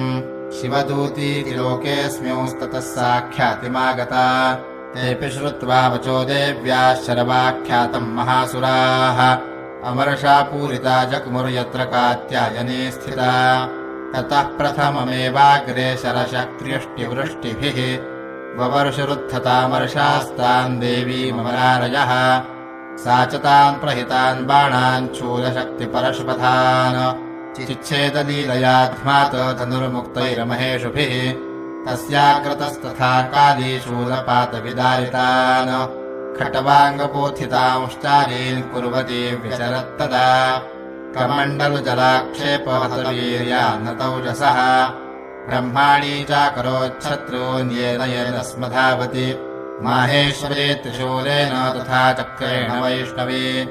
दैत्याञ्जगानकौमारी तथा शक्त्यातिकोपना ऐन्द्रीकुलिशपातेन शतशो दैत्यदानवाः पेतुर्विदारिताः पृथ्व्याम् रुधिरौघप्रवर्षिणः तुण्डप्रहारविदुपस्थातमुष्ट्राग्रक्षतवक्षसः वाराहमूर्त्यान्यपतंश्चक्रेण च विदारिताः नखैर्विदारितांश्चान्यान् भक्षयन्ति महासुरान् नारसिंही चचाराजौ नादा पूर्णदिगम्बरा चण्डाट्टहासैरसुरा शिवदूत्यभिदूषिताः हेतुः पृथिव्याम् पतितांस्तांश्च खादात सा तदा इति मातृगणम् क्रुद्धम् मर्दयन्तम् महासुरान् दृष्ट्वाभ्युपायैर्विविधैर्नेषुर्देवारिसैनिकाः पलायनपरान् दृष्ट्वा दैत्यान् मातृगणार्दितान् योद्धुमभ्याययौ क्रुद्धो रक्तबीजो महासुरः रक्तबिन्दुर्यदा भूमौ पतत्यस्य शरीरतः समुत्पतति मेदिन्याम् तत्प्रमाणो महासुरः युयुधे स कदा पाणिरिन्द्रशक्त्या महासुरः ततश्चैन्द्रियस्ववज्रेण रक्तबीजमताडयत् पुलिशेनाहतस्याशु बहुसुस्रावशोणितम् समुत्तस्थुस्ततो योधास्तद्रूपास्तत्पराक्रमाः यावन्तः पतितास्तस्य शरीराद्रक्तबिन्दवः तावन्तः पुरुषा जातास्तद्वीर्यबलविक्रमाः ते चापि युयुधुस्तत्र पुरुषा रक्तसम्भवाः समम् मातृभिरत्युग्रशस्त्रपातादिभीषणम् पुनश्च वज्रपातेन क्षतमस्य शिरो यदा ववाहरक्तम् पुरुषास्ततो जाताः सहस्रशः वैष्णवी समरे चैनम् चक्रेणाभिजगानः गदया ताडयामास ऐन्द्रीतमसुरेश्वरम् वैष्णवी चक्रभिन्नस्य रुधिरस्रावसम्भवैः सहस्रशो जगद्व्याप्तम् तत्प्रमाणैर्महासुरैः शक्त्या जघानकौमारी वाराही च तथासिना माहेश्वरी त्रिशूलेन रक्तबीजम् महासुरम् स चापि गदया दैत्यः सर्वा एवाहनत्पृथक् मातॄः कोपसमाविष्टो रक्तबीजो महासुरः तस्याहतस्य बहुधा शक्तिशूलादिभिर्भुवि पपातयो वै रक्तौघस्तेनासञ्चतशोऽसुराः तैश्चासुरासृक्सम्भूतैरसुरैः सकलम् जगत् व्याप्तमासीत्ततो देवाभयमाजग्मुरुत्तमम् तान् विषण्णान् सुरान् दृष्ट्वा चण्डिका प्राह सत्वरम् उवाचकालीम् चामुण्डे विस्तीर्णम् वदनम् कुरु मच्छस्त्रपातसम्भूतान् रक्तबिन्दून् महासुरान् रक्तबिन्दोः प्रतीच्छत्वम् वक्त्रेणानेन वेगिना भक्षयन्ती चररणे तदुत्पन्नान् महासुरान् एवमेष क्षयन् दैत्यः क्षीणरक्तो गमिष्यति भक्ष्यमाणा स्वया चोगरान् चोत्पत्स्यन्ति चापरे इत्युक्त्वा तान् ततो देवी शूलेनाभिजगानतम् मुखेन काली जगृहे रक्तबीजस्य शोणितम् ततो सा वा जगानाथ गदया तत्र चण्डिकाम् न चास्या वेदनाम् चक्रे गदापातोऽल्पिकामपि तस्याः तस्य देहात्तु बहुसुस्रावशोणितम् यतस्ततस्तद्वक्त्रेण चामुण्डा सम्प्रतीच्छति मुखे समुद्गता ये स्या रक्तपातान् महासुराः तांश्च खादाथ चामुण्डा पपौ तस्य च शोणितम् देवी शूलेन वज्रेण बाणैरसिभिररुष्टिभिः जघान रक्तबीजम् तम् चामुण्डा पीतशोणितम् सपपातमहीपृष्ठे शस्त्रसङ्गसमाहतः नीरक्तश्च महीपाल रक्तबीजो महासुरः ततस्ते हर्षमतुलमवापुस्त्रिदशा नृप तेषाम् मातृगणो जातो ननर्ता शृङ्मदोत्ततः श्रीमार्कण्डेयपुराणे देवी महात्म्ये अष्टमः। ओम् राजोवाच विचित्रमिदमाख्यातम् भगवन् भवता मम देव्याश्चरितमाहात्म्यम् रक्तबीजवधाश्रितम् भूयश्चेच्छाम्यहं श्रोतुं रक्तबीजे निपातिते चकार शुम्भो यत्कर्म निशुम्भश्चातिकोपनः ऋषिरुवाच चकारकोपमतुलं रक्तबीजे निपातिते शुम्भासुरो निशुम्भश्च हतेष्वन्येषु चाहवे हन्यमानम् महासैन्यम् विलोक्यामर्षमुद्वहन् अभ्यदावन्निशुम्भोत मुख्यया सुरसेनया तस्याकृतस्तथा पृष्ठे पार्श्वयोश्च महासुराः सन्दष्टौष्ठपुटाः क्रुद्धा हन्तुम् देवीमुपाययुः आजगाम महावीर्यः शुम्भोऽपि स्वपदैर्वृतः निहन्तुम् चण्डिकाम् कोपात् कृत्वा युद्धम् तु मातृभिः ततो युद्धमतीवासीत् देव्या शुम्भनिशुम्भयोः शरवर्षमतीवोग्रमेघयोरिव वर्षतोः चिच्छेदास्ताञ्चलांस्ताभ्याम् चण्डिका स्वशरोत्करैः ताडयामास चाङ्गेषु शस्त्रौघैरसुरेश्वरौ निशुम्भो निशितम् खड्गम् चलमचादाय सुप्रभम् अताडयन्मूर्ध्नि सिंहम् देव्या वाहनमुत्तमम् ताडिते वाहने देवी क्षरप्रेणासिमुत्तमम् निशुम्भस्याशु चिच्छेदो चरमचाप्यष्टचन्द्रकम् छिन्ने चरमणि खड्गे च शक्तिम् चिक्षेपसोऽसुरः तामप्यस्य द्विधा चक्रे चक्रेणाभिमुखागताम् कोपाध्मातो निशुम्भोऽथ शूलम् जग्राह दानवः आयान्तम् मुष्टिपातेन देवी तच्चाप्यचूर्णयत् आविध्याथ गदांसोऽपि चिक्षेप चण्डिकाम् प्रति सापि देव्यास्ति शूलेन भिन्ना भस्मत्वमागता ततः परशु हस्तम् त्वमायान्तम् दैत्यपुङ्गवम् आहत्य देवी बाणौघैरपातयत भूतले तस्मिन्निपतिते भूमौ निशुम्भे भीमविक्रमे भ्रातर्यतीव सङ्क्रुद्धः प्रययौ हन्तुमम्बिकाम् सरथस्तस्तथात्युच्चैर्गृहीत परमायुधैः भुजैरष्टाभिरतुदैर्व्याप्याशेषम् बभौ नभः तमायान्तौ समालोप्य देवी शङ्खमवादयत् ज्याशब्दम् चापि धनुषश्चकारातीव दुःसहम् पूरयामास ककुभो निजघण्टास्वनेन च समस्तदैत्यसैन्यानाम् तेजोवध विधायिना ततः सिंहो महानादैस्त्याजितेव महामदैः पूरयामास गगनम् काम् तथैव दिशो दश ततः काली समुत्पत्य गगनम् क्ष्मामताडयत् कराभ्याम् तन्निनादेन प्राक्स्वनास्ते तिरोहिताः अट्टाट्टहासमशिवम् शिवदूती चकारः तैः शब्दैरसुरास्त्रे सुशुम्भः कोपम् परैजयौ दुरात्मौस्तिष्ठतिष्ठे दिव्याजहाराम्बिका यदा तदा जयेत्यभिहितम् देवैराकाशसंस्थितैः शुम्भेनागत्या शक्तिरमुक्ता ज्वालातिभीषणा आयान्तीवह्निकूटाभासानिरस्ता महोल्कया सिंहनादेन शुम्भस्य व्याप्तल्लोकत्रयान्तरम् निर्घातनिस्वनो घोरोचितवानवनीपते शुम्भमुक्ताञ्छरान् देवी शुम्भस्तत्प्रैताञ्छरान् चिच्छेदस्वशरैरुग्रैः शतशोथसहस्रशः ततः सा चण्डिका क्रुद्धा शूलेनाभिजगानतम् स तदाभिहतो भूमौ मूर्छितो निपपातः ततो निशुम्भः सम्प्राप्य चेतनामात्तकार्मुकः आजघानशरैर्देवीम् कालीम् केसरिणम् तथा पुनश्च कृत्वा बाहूनामयुतम् धनुजेश्वरः चक्रायुधेन दितिजश्छादयामास चण्डिकाम् ततो भगवती क्रुद्धा दुर्गा दुर्गार्तिनाशिनी चिच्छेददेवी चक्राणि स्वशरैः सायकांश्रुतान् ततो निशुम्भो वेगेन गदामादाय चण्डिकाम् अभ्यदावत वैहन्तुम् दैत्यसैन्यसमावृतः तस्यापतत एवाशु गदाम् चिच्छेद चण्डिका खड्गेन शितधारेण स च शूलौ समाददे शूलहस्तौ समायान्तम् निशुम्भममरार्दनम् हृदि विव्याधशूलेन वेगावित्थेन चण्डिका भिन्नस्य तस्य शूलेन हृदयान्निःसृतोपलः महाबलो महावीर्यस्तिष्ठेति पुरुषो वदन् तस्य निष्क्रामतो देवी प्रहस्य स्वनवत्तरः चिरश्चिच्छेद खड्गेन ततो सावपतद्भुवि ततः सिंहश्च खादो गुरुदंष्ट्राक्षुण्ण शिरोधरान् असुरांस्तांस्तथा काली शिवदूती तथा परान् कौमारी शक्तिनिर्भिन्नाः केचिन्नेषुरमहासुराः ब्रह्माणि मन्त्रभूतेन तोयेनान्ये निराकृताः माहेश्वरी त्रिशूलेन भिन्नाः पेतुस्तथा परे वाराही तुण्डघातेन केचिच्चूर्णीकृता भुवि खण्डम् खण्डम् च चक्रेण वैष्णव्या दानवाः कृताः वज्रेण चैन्द्रीहस्ताग्रविमुक्तेन तथा परे केचिद्विनेषुरसुराः केचिन्नष्टा महाहवात् भक्षिताश्चापरे काली शिवदूती मृगाधिपैः श्रीमार्कण्डेयपुराणे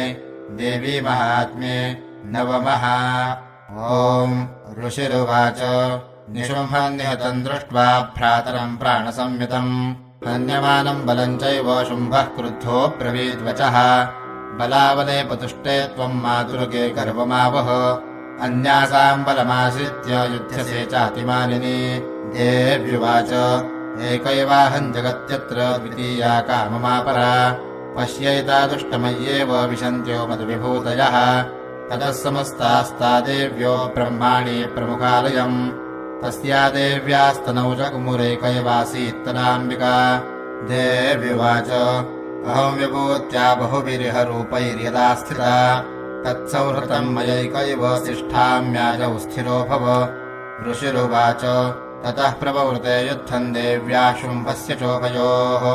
पश्यताौ सर्वदेवानामसुराणाम् च दारुणम् शरवर्षैः शितैः शस्त्रैस्तथा चास्त्रैः सुदारुणैः तयोर्युद्धमभूद्भूयः सर्वलोकभयङ्करम् दिव्यान्यस्त्राणि शतशो मुचेयान्यथाम्बिका प्रभञ्जनानि दैत्येन्द्रस्तत्प्रतीघातकर्तृभिः मुक्तानि तेन चास्त्राणि दिव्यानि परमेश्वरी प्रभञ्जलीदेवो गुरहुङ्कारोच्चारणादिभिः ततः शरशतैर्देवीमाच्छादयतसोऽसुरः सापि तत्कुपिता देवी धनुश्चिच्छेदचेषुभिः छिन्ने धनुषि दैत्येन्द्रस्तथा शक्तिमथा ददे चिच्छेददेवी चक्रेण तामप्यस्य करे स्थिताम् ततः खड्गमुपादाय शतचन्द्रम् च भानुवत् अभ्यदावत ताम् देवीम् दैत्यानामधिपेश्वरः तस्या पतत एवाशु खड्गम् चिच्छेदचण्डिका धनुर्मुक्तैः शितैर्बाणैश्चर्मचारककरामलम् अश्वांशपातयामास रथौ सारथिना सह हताश्वस्तदा दैत्यश्छिन्नधनवाविसारथिः जगराहमुद्गरम् घोरमम्बिकानिधनोद्यतः चिच्छेदापततस्तस्य मुद्गरम् निशितैः शरैः तथापि सोऽभ्यदावत्ताम् मुष्टिमुद्यम्य वेगवान् समुष्टिम् पातयामास हृदये दैत्यपुङ्गवः देव्यास्तम् चापि सा देवी तलेनोरस्य ताडयत् तलप्रहाराभिहतो निपपातमहीतले स दैत्यराजः सहसा पुनरेव तथोत्थितः उत्पत्ति च प्रगृह्योच्चैर्देवीम् गगनमास्थितः तत्रापि सा निराधारायुयुधे तेन चण्डिका नियुद्धम् हे ददा दैत्यश्चण्डिका च परस्परम् चक्रतुः प्रथमौ सिद्धमुनिविस्मयकारकम् ततो नियुद्धम् सुचिरम् कृत्वा तेनाम्बिका सह उत्पाट्य भ्रामयामास चिक्षेपधरणीतले सक्षिप्तो धरणीम् प्राप्य मुष्टिमुद्यम्य वेगवान् अभ्यदावत दुष्टात्मा चण्डिका निधनेच्छया रमायान्तम् ततो देवी सर्वदैत्यजनेश्वरम् जगत्याम् पातयामास भित्त्वा शूलेन वक्षसि सगतासुः पपातोर्व्याम् देवी शूलाग्रविक्षतः चालयन् सकलाम् पृथ्वीम् साब्धिद्वीपाम् सपर्वताम् ततः प्रसन्नमखिलम् हते तस्मिन् दुरात्मनि जगत्स्वास्थ्यमतीवाप निर्मलम् चाभवन्नभः उत्पातमेघाः सोल्काये प्रागा संस्ते शमय्ययुः सरितो मार्गवाहिन्यस्तथा संस्तत्र पातिते ततो देवगणाः सर्वे हर्षनिर्भरमानसाः बभूवुर्निहते तस्मिन् गन्धर्वाललितम् जगुः अवादयंस्तथैवान्येन नृतुश्चाप्सरो गणाः ववुः पुण्यास्तथा वाताः सुप्रभो भूत्तिवाकरः श्रीमार्कण्डेयपुराणे देवी माहात्म्ये दशमः ॐ ऋषिरुवाच देव्या हते तत्र महासुरेन्द्रे स्त्रेन्द्रासुरावन्धिपुरोगमास्ताम् कात्यायनीम् तुष्टपुरिष्टलाभाद्विकाशिवक्त्राब्जविकासिताशाः देवि प्रपन्नाति हरे प्रसीद प्रसीद मातरजगतोऽखिलस्य प्रसीद विश्वेश्वरि पाहि विश्वम् त्वमीश्वरी देवि चराचरस्य आधारभूता जगतस्त्वमेका महीस्वरूपेण यतस्थितासि अपां स्वरूपस्थितया त्वयैतदाप्यायते कृत्स्नमलङ्घवीर्ये त्वम् वैष्णवी शक्तिरनन्तवीर्या विश्वस्य बीजम् परमासि माया सम्मोहितम् देवि समस्तमेतत्त्वम् वै प्रसन्ना भुवि मुक्तिहेतुः विद्या समस्तास्तव देवि वेदाः स्त्रियः समस्ताः सकला जगत्सु त्वयैकया पूरितमम् वैतत्का ते स्तुतिस्तव्यपरापरोक्तिः सर्वभूता यदा देवि मुक्तिमुक्तिप्रदायिनी त्वम् स्तुता स्तुतये का वा भवन्तु परमोक्तयः सर्वस्य बुद्धिरूपेण जनस्य हृदि संस्थिते स्वर्गापवर्गदे देवि नारायणि नमोऽस्तुते कलाकाष्ठादिरूपेण परिणामप्रदायिनी विश्वस्योपरतौ शक्ते नारायणि नमोऽस्तुते सर्वमङ्गलमाङ्गल्ये शिवे सर्वार्थसाधिके शरण्ये त्र्यम्बके गौरि नारायणि नमोऽस्तुते सृष्टिस्थितिविनाशानां शक्तिभूते सनातने गुणाश्रये गुणमये नारायणि नमोऽस्तुते शरणागतदीनार्थ परित्राणपरायणे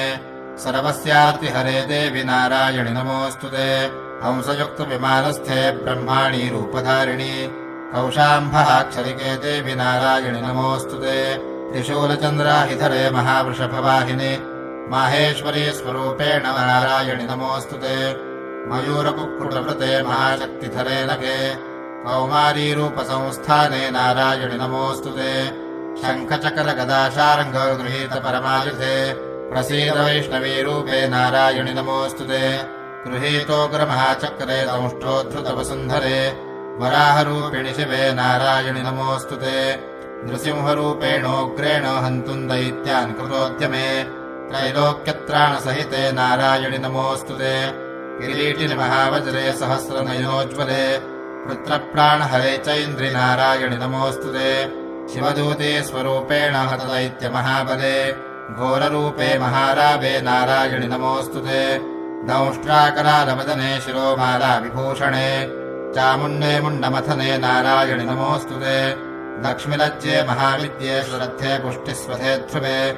महारात्रिमहामाये नारायणि नमोऽस्तु ते मेधे सरस्वतिवरे भूतिभा प्रवितामसि नियते त्वम् प्रसीदेशे नारायणि नमोऽस्तु ते सर्वस्वरूपे सर्वेशे सर्वशक्तिसमन्विते भयेभ्यस्त्राहिनो देवि दुर्गे देवि नमोऽस्तु ते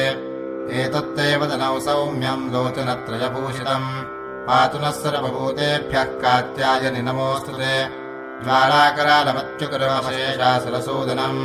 त्रिशूलम् पातु नो भीते भद्रकालि नमोऽस्तु ते हिनस्त्य दैत्यतेजांसि स्वनेना पूर्ययाजगत् सा घण्टा पातु नो देवि पापेभ्यो न सुतानिव असुरासृपसापङ्को चर्चितस्ते करोज्ज्वलः शुभाय खड्गो भवतु चण्डिके त्वान्नदाभयम् रोगानशेषानपहंसि तुष्टा तु कामान् सकलानभीष्टान् त्वामाश्रितानान्न विपन्नानाम् त्वामाश्रितायाश्रयताम् प्रयान्ति एतत्कृतम् यत्कदनम् प्रयाद्य धर्मद्विषाम् देवि महासुराणाम् रूपैर्नैकैर्बहुधात्ममूर्तिम् कृत्वाम्बिके तत्प्रकरोति कान्या विद्यासु शास्त्रेषु विवेकदीपेषु वाद्येषु वाक्येषु चकात्पुरन्या मम त्वगर्तेति महान्धकारे विभ्रामयत्येतदतीव विश्वम् रक्षांसि यत्रोग्रविशाश्च नागा यत्रारयोदस्त्युबलानि यत्र दावानलो यत्र तथाब्धिमध्ये तत्र स्थिता त्वम् परिपासि विश्वम् विश्वेश्वरि त्वम् परिपासि विश्वम् विश्वात्मिकाधारयसीह विश्वम् विश्वेशवन्द्या भवती भवन्ति विश्वाश्रया ये त्वयि भक्तिनम्राः देवि प्रसीद परिपादयनोरिभीतेर्नित्यम् यथा सर्वपराधुनैव सद्यः पापानि सर्वजगताम् प्रशमन्नयाशु उत्पातपाकजनितांश्चमहोपसर्गान् प्रणतानाम् प्रसीद त्वम् देवि विश्वार्तिहारिणि त्रैलोक्यवासिनामीड्ये लोकानाम् वरदा भव देव्युवाच वरदाहं सुरगणा वलय्यम् मनसेच्छथ करुणध्वम् प्रयच्छामि जगतामुपकारकम् देवा ऊचुः सर्वा बाधा प्रशमनम् त्रैलोक्यस्याखिलेश्वरि एवमेव त्वया कार्यमस्मद्वैरिविनाशनम् देव्युवाच वैवस्वतेऽन्तरे प्राप्ते 28 युगे शुम्भो निशुम्भश्चैवान्या उत्पत्स्येते महासुरौ नन्दगोपगृहे जाता यशोदा गर्भसम्भवा ततस्तौ नाशयिष्यामि विन्ध्याचलनिवासिनी पुनरप्यतिरौद्रेण रूपेण पृथिवीतले अवतीर्य हनिष्यामि वै प्रचित्तांशुदानवान् भक्षयन्त्याश्चितानुग्रान् वै प्रचित्तान् महासुरान् रक्तादन्ता भविष्यन्ति दाडिमी कुसुमोपमाः ततो माम् देवताः स्वर्गे मर्त्यलोके च मानवाः स्तुवन्तो व्याहरिष्यन्ति सततौ रक्तदन्तिकाम् भूयश्च शतवार्षिक्यामनावृष्ट्यामनम्भसि मुनिभिः संस्मृता भूमौ सम्भविष्याम्ययोनिजा ततश्च तेन नेत्राणाम् निरीक्षिष्याम्यहम् मुनीन् कीर्तयिष्यन्ति मनुजाः शताक्षीमिति माम् ततः ततोऽहमखिलल्लोकमात्मदेहसमुद्भवैः भविष्यामि सुराशाकैरावृष्टेः प्राणधारकैः शाकम्भरीति विख्यातिम् तदा यास्याम्यहम् भुवि तत्रैव च वधिष्यामि दुर्गमाख्यम् महासुरम्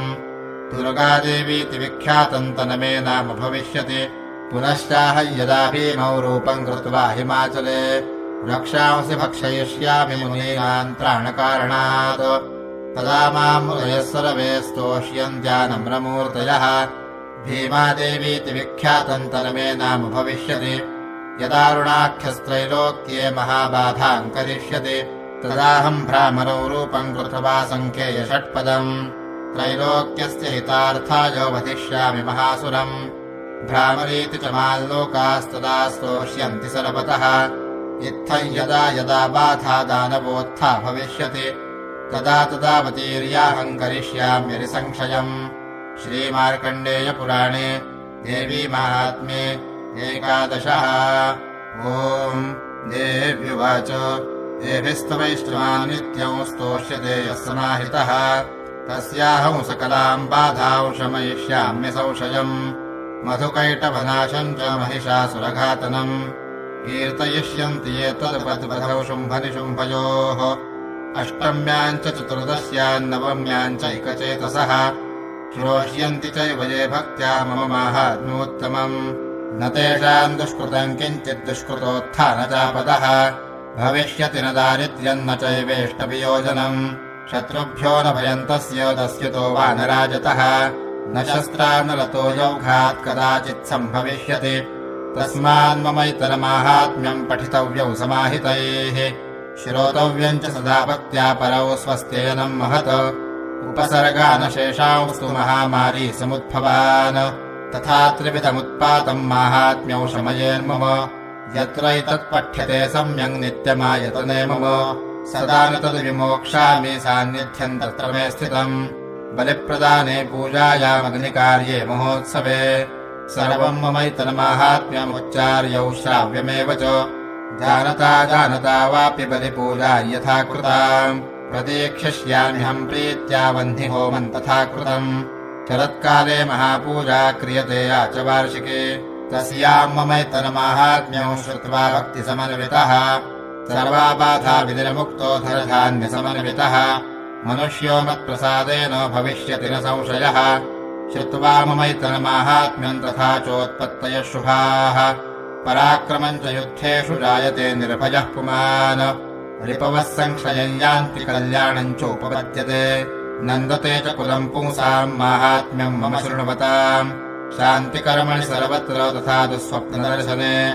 ग्रहपीडासु चोग्रासु माहात्म्यौ शृणुयान्मम। उपसर्गाः शमय्यान्ति ग्रहपीडाश्च दारुणाः। दुःस्वप्नम् च द्रविर्दुष्टौ सुस्वप्नमुपजायते। बालग्रहाभिभूतानाम् बालानां शान्तिकारकम्। सङ्घातभेदे च नृणाम् मैत्रीकरणमुत्तमम्। दुर्वृत्तानामशेषाणाम् बलहानिकरम् परम्। रक्षोभूतपिशाचानाम् प्रहलादेव नाशनम्। सर्वम् ममैतन्माहात्म्यम् मम सन्निधिकारकम्। पशुपुष्पार्घ्यधूपैश्च गन्धदीपैस्तथोत्तमैः विप्राणाम् भोजनैर्होमैः प्रोक्षणीयैरहर्निशम्। अन्यैश्च विविधैर्भोगैः प्रदानैर्वत्सरेण या प्रीतिर्मे क्रियते सास्मिन् सकृदुच्चरिते श्रुते। श्रुतम् हरति पापानि यथारोग्यम् प्रयच्छति। रक्षाम् करोति भूतेभ्यो जन्मनाम् कीर्तनम् मम। युद्धेषु चरितम् यन मे दुष्टदैत्यनिबर्हणम्। तस्मिन् श्रुते वैरिकृतम् भयम् पुंसान् न जायते। युष्माभिस्तुतयो याश्च ब्रह्मर्षिभिः कृताः। ब्रह्मणा च कृतास्तास्तु प्रयच्छन्तु शुभाम् मतिम्। अरण्ये प्रान्तरे वापि लावाग्निपरिवारितः। दस्युभिर्वावृतः शून्ये गृहीतो वापि शत्रुभिः। सिंहम् व्याघ्रानुयातो वा वने वा वनहस्तिभिः। राज्ञा क्रुद्धेन चाज्ञप्तो वध्यो बन्धगतोऽपि वा।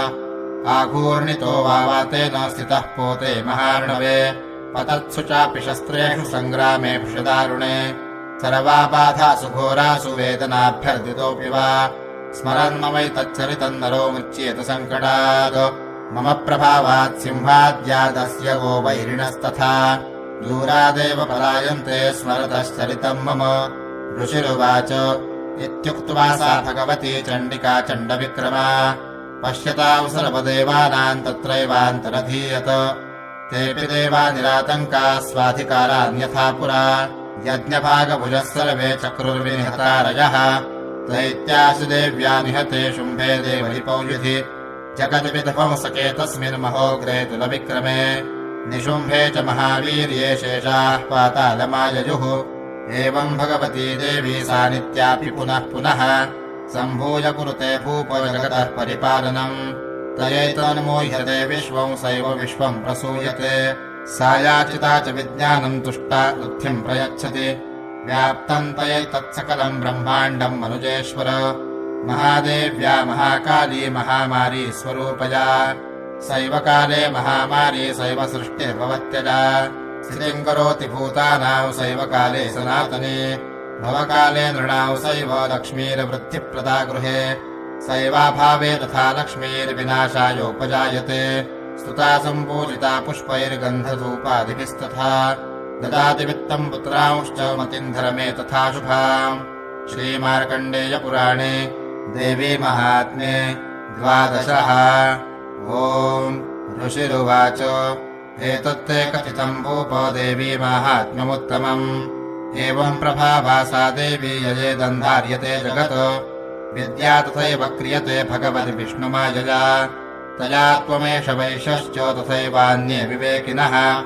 मोह्यन्ते मोहिताश्चैव मोहमेष्यन्ति चापरे तामुपेहि महाराज शरणम् परमेश्वरीम् आराधिता सैव नृणाम् भोगस्वर्गापवर्गदा मार्कण्डेय उवाच इति तस्य वच श्रुत्वा सुरथः स नराधिपः प्रणिपत्य महाभागम् तम् ऋषौ संशितव्रतम्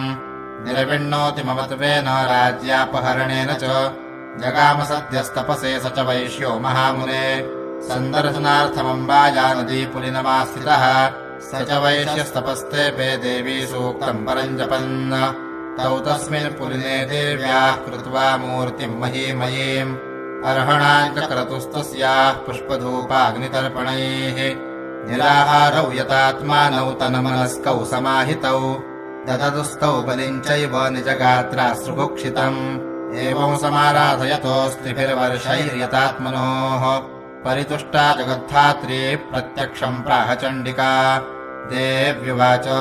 यत्प्रार्थ्यते त्वया भूपत्वया च कुलनन्दन मत्तस्तत्प्राप्यतां सर्वम् परितुष्टा ददामि ते मार्कण्डेय उवाच ततो वव्रे नृपो राज्यमभिभ्रंश्यन्यजनमनि अत्रैव निजौ राज्यम् हतशत्रुबलम् बलात् सोऽपि वैशस्ततो ज्ञानम् वव्रे निर्विण्णमानसः ममेत्यह विधिप्राज्ञः सङ्गविच्युतिकारकम् देव्युवाच स्वल्पैरहोभिर्नृपते स्वराज्यम् प्राप्स्यते भवान् हत्वा रिपूनस्खलितम् तव तत्र भविष्यति मृतश्च भूयः सम्प्राप्य जन्मदेवाद्विवस्वतः सावर्णिको मनुर्नाम भवान् भुवि भविष्यति वैश्यवर्यत्वयाजश्च वरोऽस्मत्तोऽभिवाञ्छितः तम् प्रयच्छामि संसिद्ध्यै तव ज्ञानम् भविष्यति मार्कण्डेय उवाच इति दत्त्वा तयोर्देवी यथाभिलषितम् वरम् बभूवान्तर्हिता सद्यो भक्त्या ताभ्यामभिष्टुता एवम् देव्या वरम् लब्ध्वा सुरथः क्षत्रियर्षभः सूर्याज्जन्मसमासाद्यो सावर्णिर्भविता मनुः इति दत्त्वा तयोर्देवी यथाभिलषितम् वरम् बभूवान्तर्हिता सद्यो भक्त्या ताभ्यामभिष्टुता एवम् देव्या वरम् लब्ध्वा सुरथः क्षत्रियर्षभः सूर्याज्जन्मसमासाद्यो सावर्णिर्भविता मनुः क्लीम् ॐ श्रीमार्कण्डेयपुराणे देवी महात्म्ये 13 श्रीजगदम्बार्पणमस्तु। अथ देवी सूक्तम् ॐ अहं रुद्रेभिरित्यष्टरचस्य सूक्तस्य वागाम्भृणी ऋषिः श्री आदिशक्तिर्देवता त्रिष्टुप्छन्दः विजया जगति ते जगदम्बा प्रीत्यर्थे जपे विनियोगः ॐ अहं रुद्रेभिरवसुभिश्चराम्यहमादित्यैरुतविश्वदेवैः